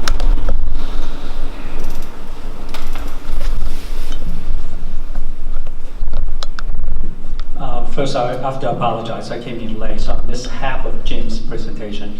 So all this is very useful. Are we going to have hangout? Are you going to give us the hangout about your presentation? Yes, Okay. we will send out slides to everybody who registered afterwards. Afterward, okay. I have a number of questions actually. First of all, hate to talk about the the revenue, but it's important also. You mentioned about all this code. Are you going to? We probably can look it up also, right? We don't have to ask you, but we will look it up. Also about the MA plan. Okay, you mentioned not all the MA plan we pay for. Do you have a list of MA plans I think they pay and they when don't? we started, they did it. In January of 2019, Medicare came back and said, you know, we have saved so much money in our traditional population with this program that we are now mandating that the Medicare Advantage plans covered as well. So as of January of 2019, it is mandated. So it's pretty much everyone covered. Yes, across But the board. in the beginning, Not so much. you know, it was one covered it, one didn't. It was kind of trial and error. In terms of the copay, it's also varying from MA plan to MA plan. Some of the MA plans pay it in full, so they don't leave them a copay. So it's dependent upon the contract. Okay, last question. If I could just comment on that, several of the MA plans that Triad Healthcare Network contracts with and you participate in the Healthcare Network, it is a zero copay. Right. You should confirm that, but most of them are actually zero copays for these services, as they are for all of our primary care visits in our network. One last question. Okay. You mentioned about the education. Since it's a group, education, because it's everyone there, how are you going to deal with the, because I thought it's 20 minutes, you bill by... Two separate billings. Yeah. So the chronic care management program is individual and that's separate, but those patients that are in chronic care management naturally fed into our education classes. So you can have a CCM patient that comes to an education class, but that doesn't count as their CCM time. Their CCM time is separate. Do you bill for the education? Yeah. So it's a totally different code. Whole new Totally world. different. Whole new world. Okay. That's next year's symposium. That took a while to figure that one out. I need to talk to you after. Yeah, yeah. So that took a while to figure that one out. So to answer the question about the copays, we've actually done a lot of research under that and had to call multiple of MA plans to determine that. And within each of the MA plans, there's groups that are, group numbers for that as well. But like Dr. Osborne was saying, within THN, a lot of those MA plans do cover it completely. So HTA has $0 copay. United Healthcare, AARP for the most part has a $0 copay.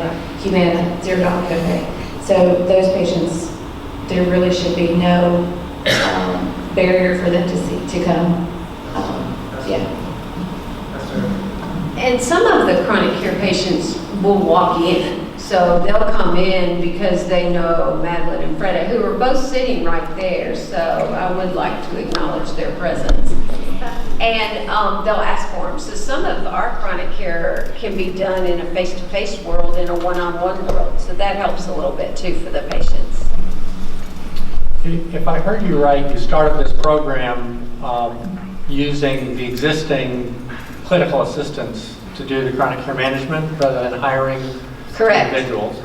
And while we can do this centrally, we have some sites who want the advantage of the care manager to be embedded in the site for the communication with the other staff. And I see the advantage of that. But I'd like you to talk about the stress levels of the existing CMAs trying to do this also on top of everything else. Well, we carved some of that time out. So we were lucky enough that Dr. Francisco would be off-site. So the way our office works, they're not there, not all of our providers are there every day, all day long. So it was a matter of helping to assign them and look at it. All of our clinical staff do a phenomenal job of pre-visit planning for all of our provider schedules. So that helped in the fact that they were doing pre-visit planning to identify them, but then they would kind of hand them off, so to speak. But our goal was to take on something that we could show a benefit to the patient, that in primary care, since we don't have zillions of dollars, that we could do with what we currently have with our staff that we currently have. And it worked. And it was self-sustaining 6 months in. So I felt pretty good about that.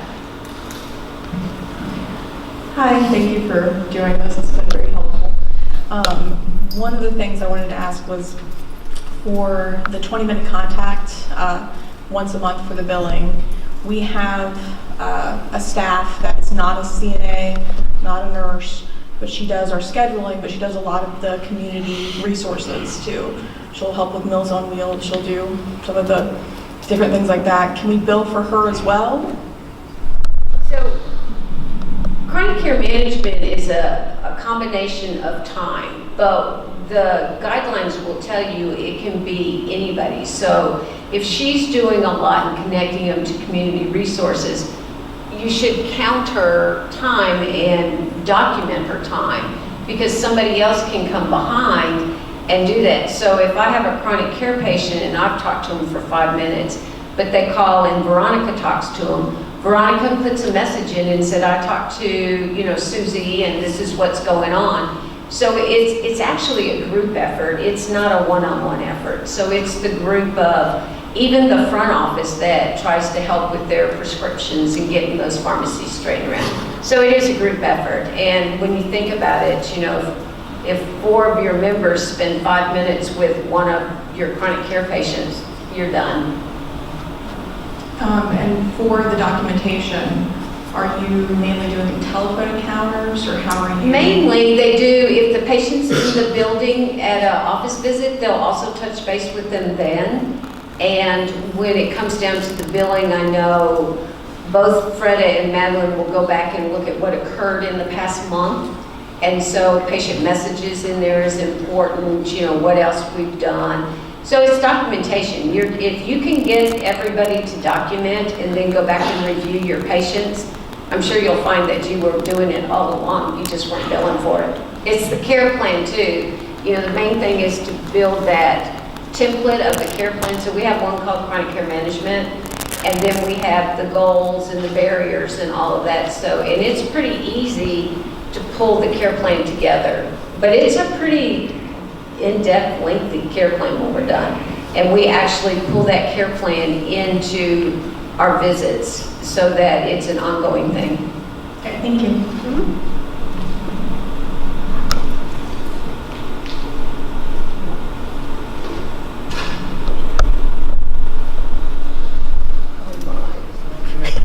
Relax. No.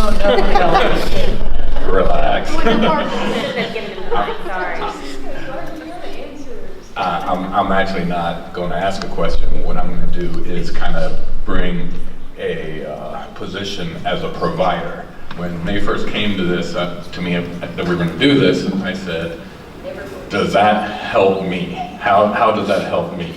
And what I found after doing this is that my stress load, my workload diminished dramatically as a provider. We were doing this for years. We were all doing this for years. We haven't changed anything that we haven't been doing, but now you're getting reimbursed for it. And then there were some things that I just don't have time to do, but someone can do it just as well as I can. And so when I have a patient who's in there and they do have all these questions, I know I have that person right across the hallway and I go, hey, let me have you talk to somebody. And then I go out and I tell them what's going on, their A1C is greater than this, blah, blah, blah, blah. And then they come in and they take over, which then lets me continue on in my day, not get behind. The patient gets, oh, I saw the doctor, I saw the nurse, I saw this clinical coordinator. They feel like they have really been taken care of, and you're getting paid for it. So it, to me, it was just like, you're kidding me. Why not do this?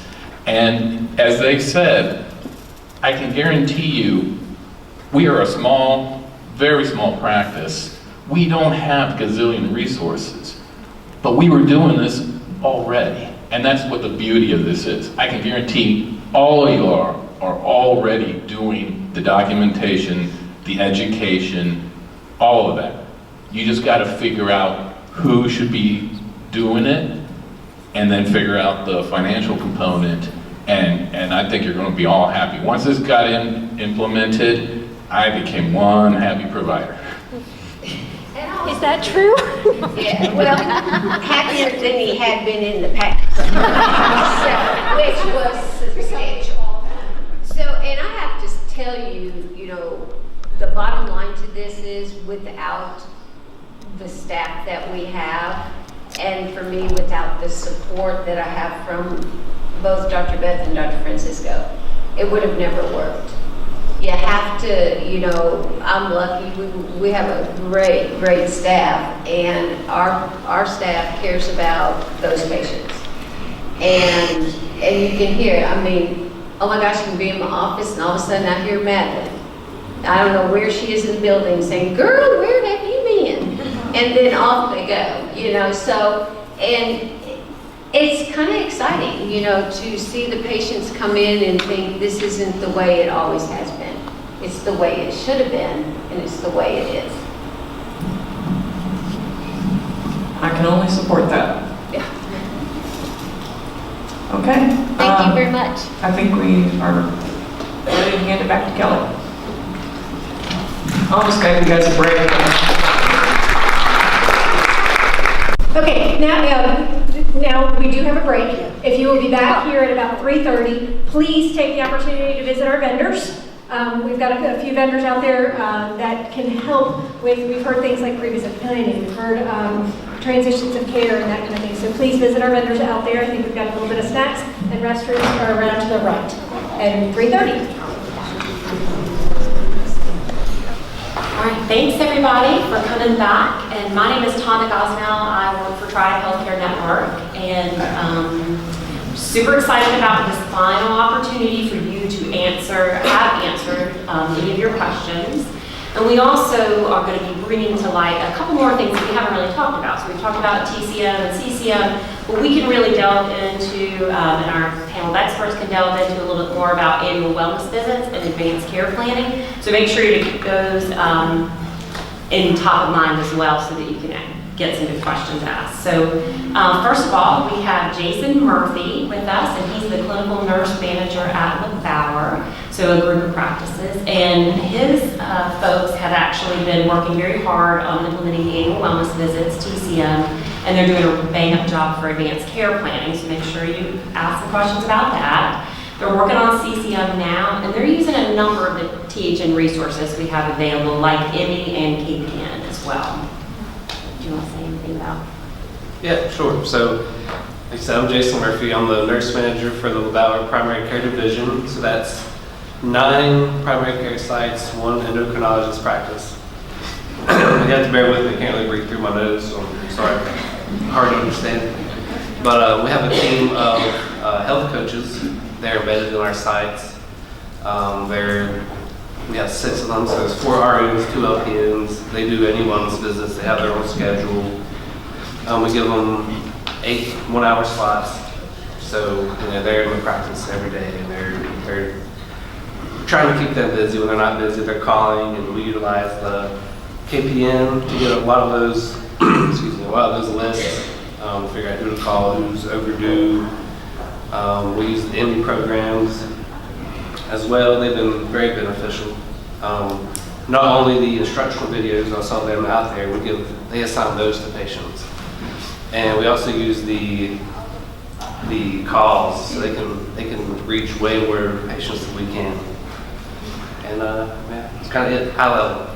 All right, thank you, Jason. And I'm remiss as moderator. I was supposed to let you know, as if you didn't know already, that everyone on this panel is super awesome. So we'll continue. So I would also like to introduce Dawn Pettis, our awesome PharmD. And she really comes and wants to talk to you about experience of bringing PharmDs into primary care clinics, particularly the focus on CCM. And really the novelty and beauty of being able to have a pharmacist resource, particularly for the MedRec process involved in practices. Thank you. I'm still struggling with my voice with all the allergies, so I do apologize for that. Again, I'm Dawn Pettis, and I am working for a company that is placing pharmacists within physician practices. And we are focusing on the medication experience with the patient in the CCM.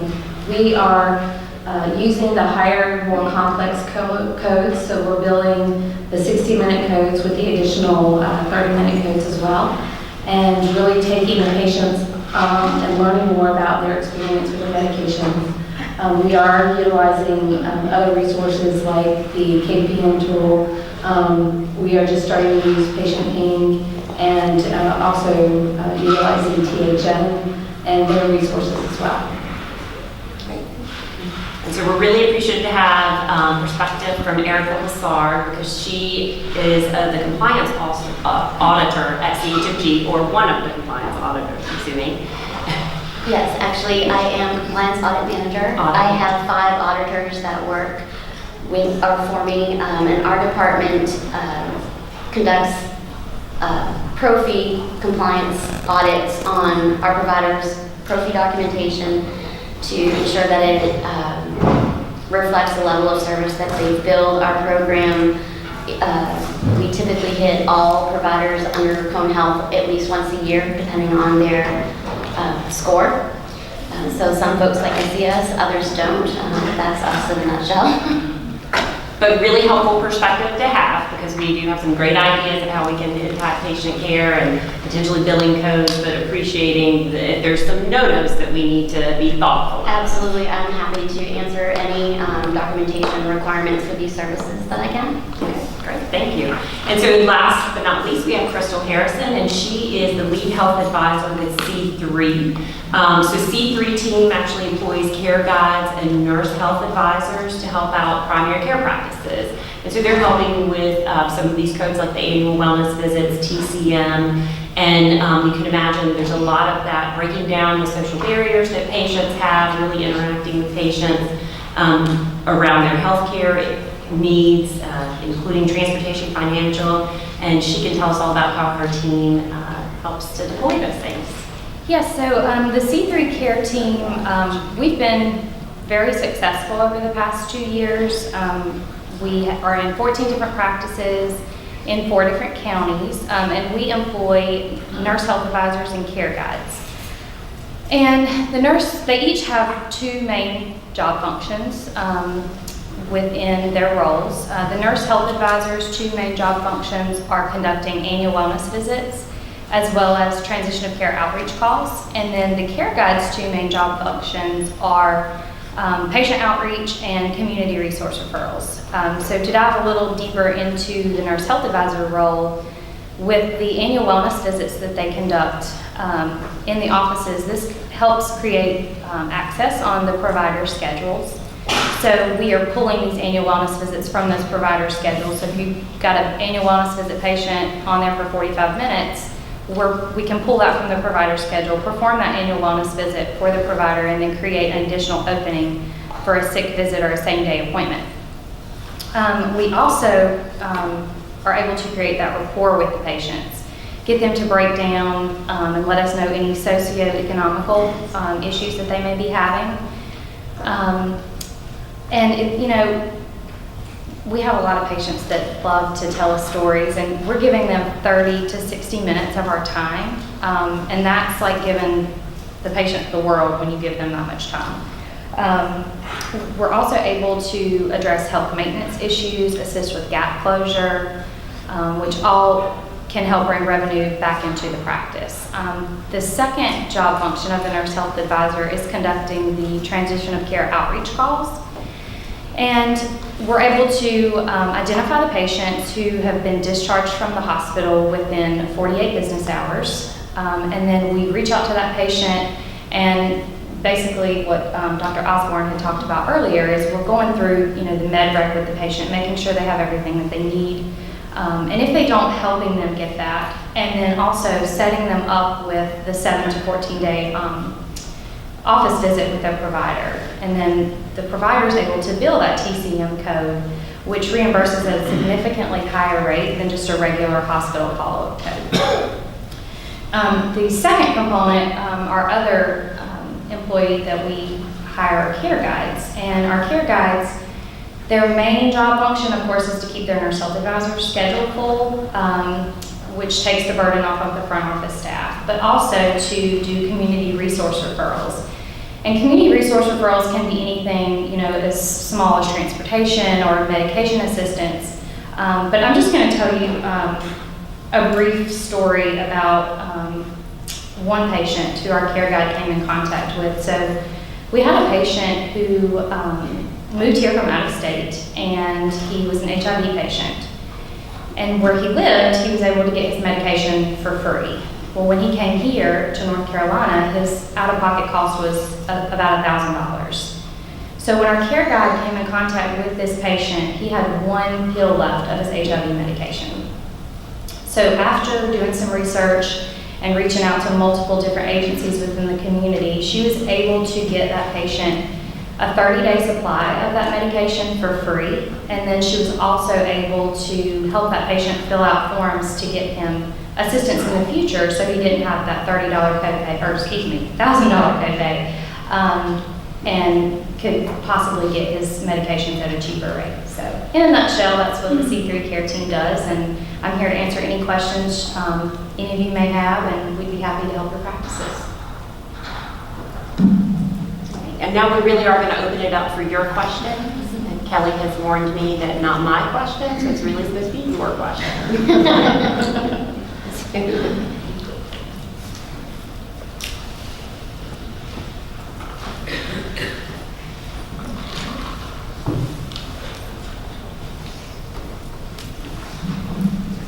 This question for Dawn. What kind of patient load, or more exactly how big of a practice do you have to go ahead and embed a pharmacist in there in order to make it financially worthwhile and for everything to kind of equal out to be able to support one?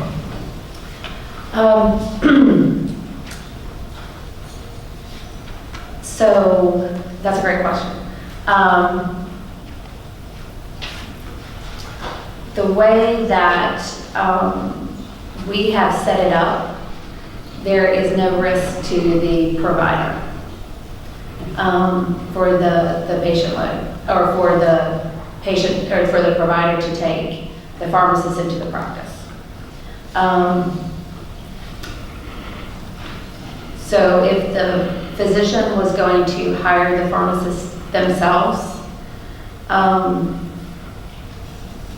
there is a different financial risk for that. And so it makes it a little bit more complicated when you're looking at that, because typically, pharmacists are a little bit more expensive. And we typically expect our pharmacists, if they're going to be in a practice full-time, that they're going to have a patient load of about 600 to 750 patients per year. So that's kind of the expectation that we have. And a follow-up question, when you're looking at the pharmacist's role and their function in an outpatient practice, how does one go about, for lack of a better word, grading them on how capable they are versus a fellow pharmacist? I know how to do that with nurses, I know how to do that with physicians. How do you do that with a pharmacist to determine, are you doing a good job, are you doing a substandard job, or are you just okay? Very similar. We're going to expect them to have their patients at goal. So we're going to look at their patient population and what percentage of them are meeting their therapeutic goal, patient satisfaction, physician satisfaction as well. So holding everybody to the same standards that you would hold your physicians to. Are they meeting the quality metrics that the physicians are being held to? Are they being able to help the patients or help the physicians meet those quality metrics as well? Because if they're going to be in a practice where value-based care is the goal of that practice, then I'm going to expect the pharmacist to help those physicians get those patients to A1Cs less than 7 or A1Cs less than 8, depending on what the goal of practice, to make sure that their blood pressures are at goal as well. To make sure that the flu shots are being done, make sure that the pneumovaxes are being done. So we're still holding all of our pharmacists to the exact same goals. Do you currently have a model, I'm sorry, if we're that where small practices could share a pharmacist? Absolutely, yeah. Okay, so you don't have to quote unquote be able to employ a full-time for a full patient panel if you only have half a patient panel. Right, so it's really going to be dependent on the practice site. So there, if you've got one physician that doesn't have but 300 Medicare patients, then that pharmacist may only be there 2 days a week. There might be another practice within that same area that could support that same pharmacist the other 3 days a week. So yeah. Yes. Oh, sorry. I see it. Don, you mentioned about you're going to build it for the CCM code as well, right? Is the building? The building? Is the CCM, 60 minutes. So let's say, we have one patient is very complex, and we actually finish the 15 minutes, and then we have to move on to the 60 minutes, and then you're also building a 60. Will it be a problem sending 2 60-minute CCM? So it's actually one 60-minute code, and then you would start having 30-minute codes added onto that with a maximum of 6 hours within a month period. That's all CMS has for allowable billing time in a month period. So we have to work with you if you're. Oh, so I'm sorry. So for the physician, yes. If the physician saw, so no, if we have a CCM nurse and then is managing with the patient, and then this patient just for whatever reason they might use a lot of time, and then you happen to also deal with the CCM 60 minutes. So we cannot use the same code. We have to use the subsequent 15 minutes code. Correct. We would have to work together. That's what I'm asking. We have to know, how we're doing together. Correct. Right? Because we cannot submit the same code in the same month. Correct. So correct. So if we had a pharmacist in a practice where there was other nurse doing a CCM code, we'd work together to make sure that we had the billing. Does it have a limit? How many 15 minutes can you build on top of 60 minutes? So there's only 30-minute codes. There's not 15-minute codes. It's not, okay. Yeah. So there is a limit to how many 30-minute codes. There's a total of 10 units. So a total of 5 hours in addition to that 1 hour.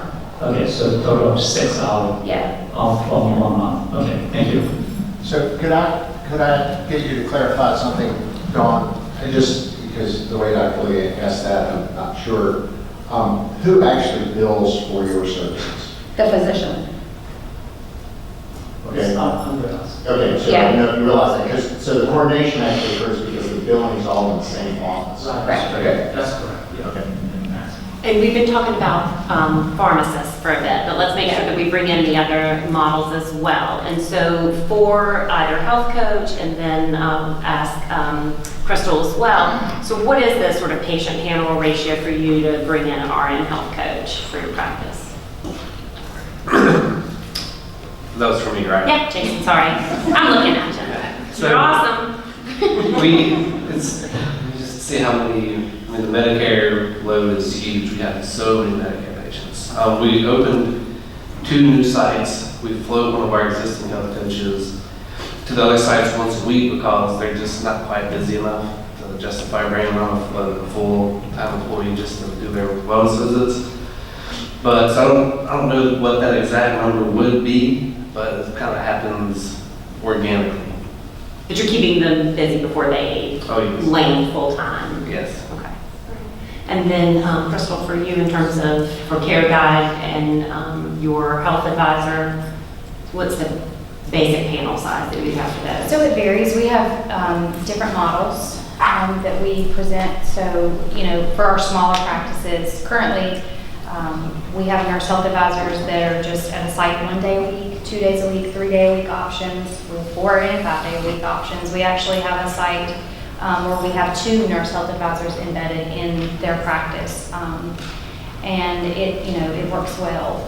We basically base it on their Medicare population of patients. And of course, the more Medicare patients that they have, the more days they're going to need a nurse health advisor there, the more providers that they have as well.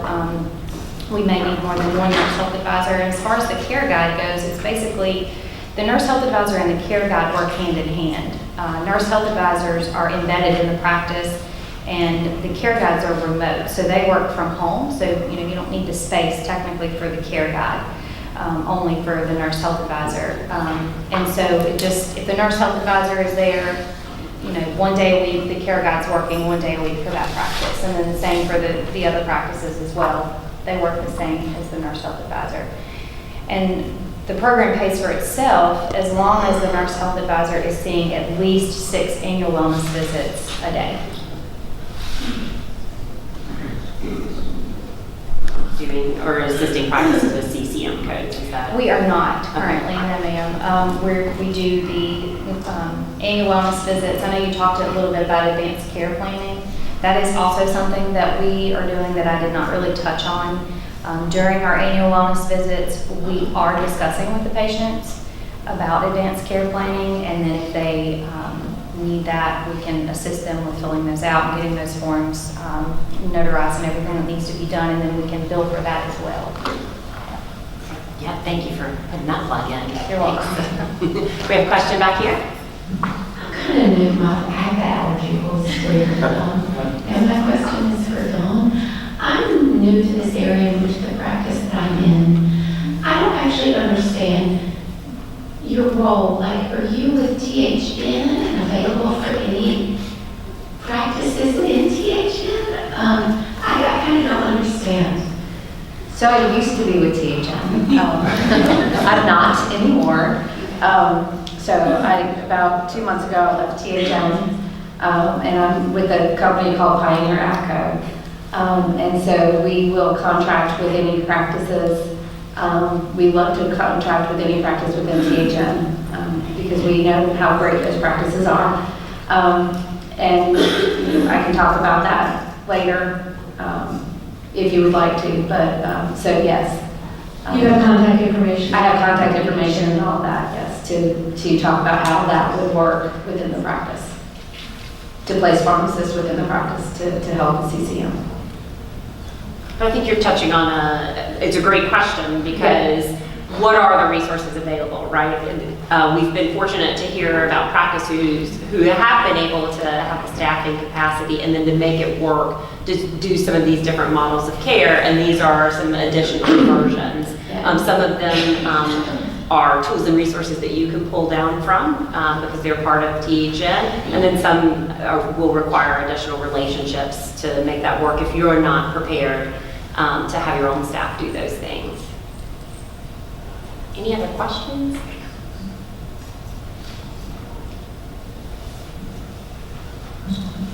I have to admit, I'm a bit used about the C3 care. Actually, your program came to us several times. One of the things I still, you present several times. You cover quite a lot of different community resources, like transportation, helping them with medication, helping them with, if they need a handicap ramp, you will try to help with that. So is this only limited to the Medicare or MA plan, or is that open up to all the other insurance plan or self-pay? So that's a very good question. It's actually open to all patients, regardless of age, payer, it doesn't matter. If you have a patient in your practice that has a need for something, we will do our best to try to find them assistance. We can't guarantee that there will be something there, but if there is, our care guides will definitely find it. Yeah. So all payers, all patients. So a real enhanced benefit. And Jason, would you say that's the same for your health coaches, or they're predominantly working with a specific population? That's the same for us as well. And of course, the health coaches, just for the sake of seeing any wellness visits, is Medicare only. But we teamed up with the C3, we share resources, and we use the same community resources, and they go above and beyond all the time to do whatever they can for those patients. So it's that hidden benefit then, your larger populations actually are getting support, and it's not necessarily reimbursable, but is definitely a support to the practices and the patients alike. Yeah, and the patients, that says a lot to the patients that, they actually care. If we're not embedded in your practice, and you have that non-compliant patient that comes in, or that you label as non-compliant, well, maybe they're really not non-compliant. Maybe it's just that they don't have the funds to get to where they need to go, or they can't afford their medication, or, they're kind of struggling between, do I pay for my food or do I pay for my medication? So, our care guides are able to take that time and talk to those patients and actually figure out exactly what they need and help them with that. So very great resource.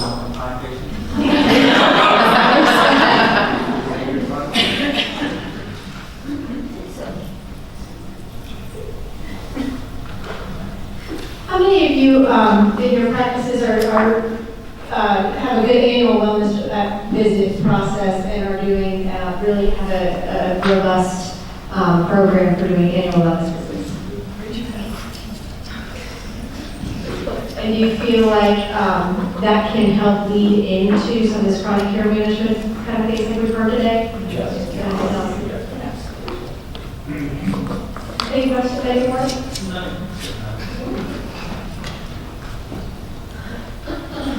I think I'm asking a lot of questions. Because you just mentioned about the annual wellness visit, AWB, can link the CCM, because we are already using your group, can we have them really identify those patients and talk to them about the advantage of the CCM, and then prep them, and then so we can get them into the CCM. We're already talking about we want to go ahead and do the CCM. So I think that's a very good time to use that 45 minutes and also talk to them. Since there are so many chronic problems, CCM might be a benefit for them to be in the program. Do you think you guys can do that as well? Yes, and we've actually talked about that with our program, because we are the ones that have the patients there right in front of us. We're talking to them about their medical needs and socioeconomical needs. So, we do have the time during that visit to talk to them. And if we feel that they're a good candidate, if that's something that you guys really want to do, we can definitely talk about how we can implement that. That's actually a prime opportunity. CMS even recognizes that as the prime opportunity to bring it up and talk to the patient about CCM and actually enrolling them and talking to them about the top 3, the costs, the unenrollment, and what's involved in it. So Erica, you're feeling left out of there, so I'll and I know that Dr. Hodges code up there, which was the code that I believe a provider can use when they're explaining chronic care management. It's a G code. Can that be billed at the same time as an annual wellness visit? For the chronic care, The introductory one, not either of the 99 codes, but that. the G0506. Yeah. Yes, you can add that on. That can be an add-on code for any regular E&M service, like a 99213 to 5, with their initial preventive, their IPPE, or their AWP. Great. I think that's an important point, because that would be another, if the C3 staff's doing it on your behalf, or you're doing it as part of your visit, it's a separately identifiable code. I'm not sure what the reimbursement is. Anybody know, Dr. Hodges, reimbursement for that? It's around $40. Marie mentioned you need a modifier. Sometimes you have to modify the annual wellness to get the other code. Okay, so there might be some nuance to how it gets billed, but it is both. But it's about $40 to reimburse for it. Okay. Which is really strange that it would be asking you to put a modifier on the IUV or the AWV because it's an add-on code. I know, so they say Thanks, that it's a bundling thing. It doesn't surprise me, but technically it's an add-on code that has the plus sign in front of it, which means it doesn't need a modifier. Right. And then You never know. Yeah, it just depends on who you're billing it to. And then this year in 2019, there was an additional code that was added, the 911 code for physicians that can bill another 30 minutes for CCM specifically. So if you spend 30 minutes talking about doing any kind of CCM care coordination for that patient during that month, the physician themselves can bill for that as well. I think, can you repeat? Yeah.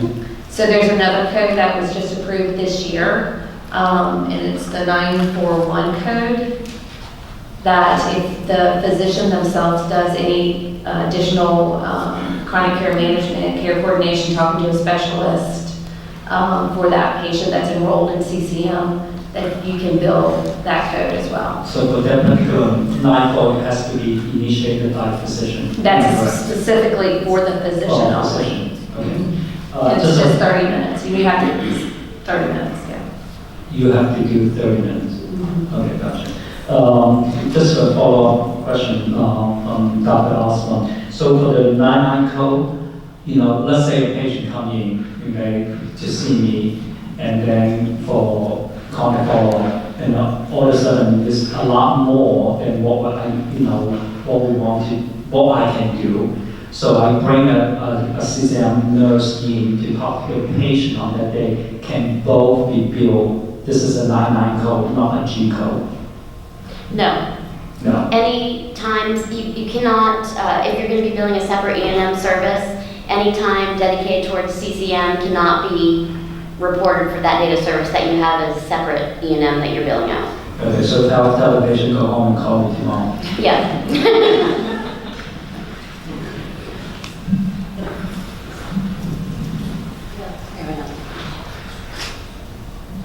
We recently had a CCM meeting near our practice in Reedsville, and I think in the meeting you said that 13 care gaps can be closed in the so can you list those out? And like when our nurse does those visits, we should be trying to get those closed, and then she would do the follow-up to get the reports for the needed stuff to close all those gaps, right? All right, so first of all, Dr. Reed said, let's count, okay? Fall risk, depression screen, colon cancer screen, mammography, MedRec, bone densities, potentially, so that would only be pressure though. He said it, I don't know. That's only 6. I don't know, Robert Duff Reed. Okay? He did say it, and I didn't question him. And so I don't doubt it. And, you know, Sure, this- it wasn't 130 of those deaths?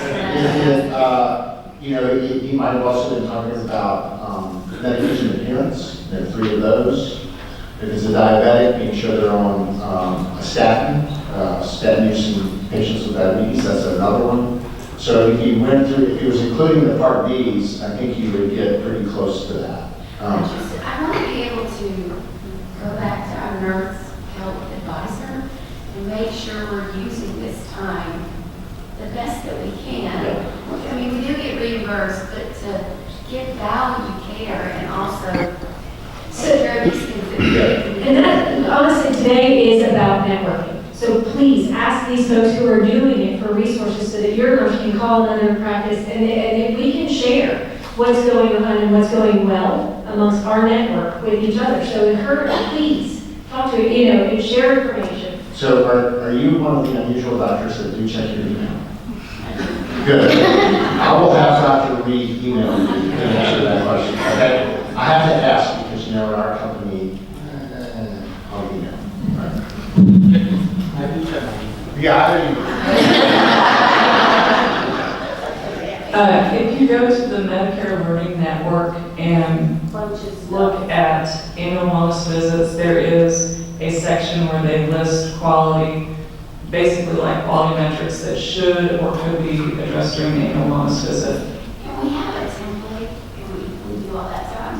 We probably do, I just want to make sure That you're hitting all the marks. And if you're a Cone Health physician, then I can send you, we have actually a Cone Health job aid that checks off what components are needed for the IPPE, AWV, and subsequent, and it's right there, real quick, simple, compares all 3, and you'll know right away what you need to have in your template. It's a great resource, thank you. Yeah, and I can get that to you. Is it Hagler, Dr. Hagler? Okay, I'll get that to you. we need to add a column for the THN metrics and the cone metrics, and then try to get them all. I am not, sorry. Yes, I'm taking a pass at that one. I'm not sure who I could reach out about adding those metrics to that, but this is just for the documentation, what needs to be in there for that, for those codes. So, thank you. That Medicare Learning Network document just happens to be on a computer. So this is the annual wellness visit practice checklist with screens, and there's 13 of them. So during the visit application, completed the depression screening, the functional assessment, get the BMI, complete a list of risk factors, immunizations, preventive checklist, schedule of preventive and early detection interventions, and advanced care directives, and then screening tests, nutritional interventions, treatment of depression, fall prevention, and tobacco cessation. Thank you, Dr. Brady. Dr. Brady, yes. And that's a really great segue because we actually had 2 individuals up here that said that their team members actually are supporting patients too with advanced care planning. And so I'll start with you, Jason. So how is it that your health coaches today are implementing or having conversations with patients, and do they get all the way to paperwork completed and things like that? Sometimes. So it's fair. They're the ones that my health coaches who aren't certified health coaches, they've all been through, you know, motivational interviewing, and they know the components of the wellness visit, so they can actually go through and they can complete the parts, check the boxes they have to in no time, and then they can really spend the time drilling in with what can I do to help this patient in front of me the most, what do they really need, and sometimes it is advanced care planning. So sometimes, yes, they just start the conversation, and then, you know, the visit takes a turn, you have to dig in deeper somewhere else. But at least the conversation is being had, and if the patient is really interested, then we'll schedule a follow-up, like a 15-minute visit with a provider to finish those. Or sometimes if the patient is super interested in the advanced care planning, and there's not much else needed during the annual wellness visit, they'll go ahead and sign them off and complete everything during the annual wellness visit. It's kind of visit dependent. Yeah, makes sense. And you guys are really focusing pretty heavily, I think, Cone Health is, this year for making sure that we're having more conversations and documenting and even billing for those conversations. Yes. Okay, great. And Crystal, so how would that work for members of your team to have that conversation with patients? So very similar to Jason, not pretty much the same. While we're conducting the annual wellness visit, one of the questions that we do ask the patient is, do you have a living will, healthcare power of attorney? Do you have advance directives? Do you know what they are? A lot of patients don't even know what they are. And that's probably the biggest thing that we help patients with, is just explaining to them what they are and why they may need them. Patients are like, oh, well, my family knows what I want. Well, they may know what you want, but in a life or death situation, we're selfish. I mean, we think, well, I don't want mom to come off of the ventilator, So it's a good conversation starter to have with the patient, just to explain to them what exactly it is that they are going to be filling out. Most of them, after the visit, they want the forms. Before the visit, if you don't go into detail and explain that to them, they're like, no, I really don't need that. But usually after we go into detail and actually stop and talk to the patient, explain to them what it is that they're really filling out, then they want the forms and they're eager to take those home to discuss that with their family. And if they would like to fill them out when they're there, we of course help them with that. Most want to take them home and talk to their family about it first, and then if that's the case, we could have them come back in the office for a nurse visit and help them, complete those forms for them. Great, thank you. You're welcome. On the annual wellness visits, if the say the nursing home advisor does go through with the advanced care planning, the papers are signed, are we eligible to bill for that also in addition?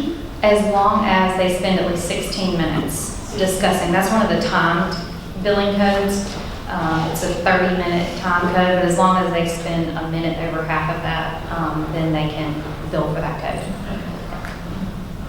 And the time needs to be documented in the record. Yes.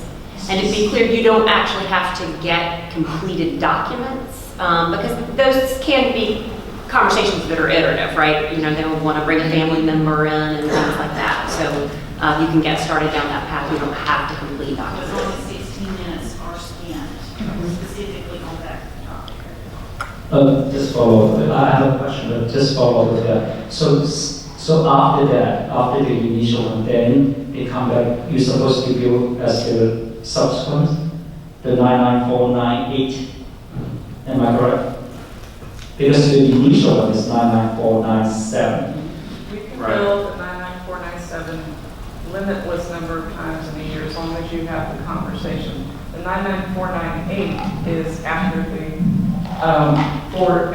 the 45th minute. So it's one episode. So if it's one episode, you pass that, then you bill that. But if you finish one and then you come back, you can continuously bill 99497. 99497. Okay. And then, if I hear correctly, it doesn't have to be a physician. Anyone, the nurse can do it. So if I initiate that conversation, then I can have a nurse to continue to talk to the patient. Am I correct?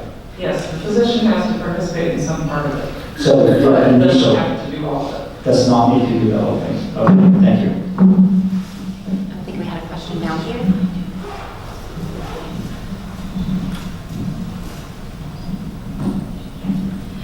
So in regards to the ACP, I was just curious when you mentioned that you assisted your patients in completing the ACP. Is that along with the notarization as well? How does that work? So some offices have notaries in the office, but there's actually a website that you can look up, find a notary near you. But we also discuss that with the patient, help them find a notary if there's not one embedded within the site. A lot of practice administrators at sites are notaries, but if they're not, we help them find a notary. Okay, and there's no conflict of interest when it boils down to, someone in the practice notarizing a document?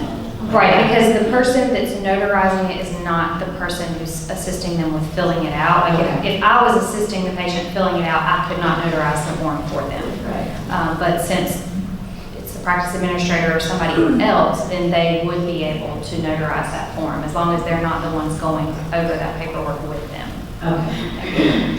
And the Find a Notary site's really cool. They'll send someone to you that day. They're pretty quick. Okay. And it's just called Find a Notary? Yeah. No way. Okay, is there a charge for them to send somebody to you? It is. I can't remember what it is. It's not a lot. It's not a lot, I think it's like $10. Yeah, it's maybe. like $10 or less. Yeah. Oh, not much. You pass it on to the patient, or does the practice absorb it? Or what do you, the cost of the notary? Oh, the patient has it. The patient pays that. I was just curious in regards to the annual wellness visit, in relation to, I'm with Cohen, but I thought Dr. Reed had mentioned that they send out, or they have a questionnaire that the patients answer and do stuff before they come into the office. So at some practices, that's what they do. Typically, those are non-cone practices that they send those out. Most of the cone practices, all of the questionnaire is embedded into Epic. So all of those questions are already answered. Preferably, I mean, we're going over all of those questions with the patient anyways during the visit. So what we found initially with our program when we started is that if we were giving patients the paperwork beforehand, they were either one, not filling everything out correctly, or two, they were getting frustrated because why am I taking 15, 20 minutes to fill this out, and then you're just gonna go over everything with me again. So some practices that really works well. We have one practice that's the way that they do it, and that's really what works for them. The patients don't seem to mind it either. But with the Epic practices, all of that's already embedded into the template that we use. And Jason was shaking his head yes, because it seems like it's maybe a bit of a patient dissatisfier and then not always helpful to send out prior. Right. We've heard that too. We experimented with asking those questions ahead of time or sending that out, but we got more negative feedback than positive. It was more of a, I just filled this out. Why are you asking me this again? So yeah, we chose to do away with it.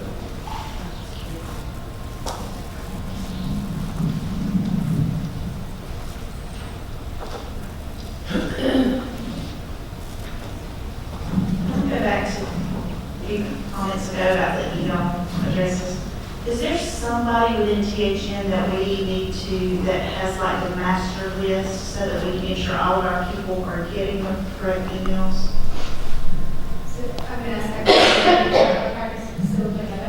Within THN, is there a place that we can go to, and then, I'm wrong, to make sure that the correct emails and the correct contact for each person, it's your practice liaison, is who will collect that, because you're right, we're only using the email address that we have, so correct, making sure that's correct, and I know a lot of physicians will use a private email and that kind of thing, so making sure, yes.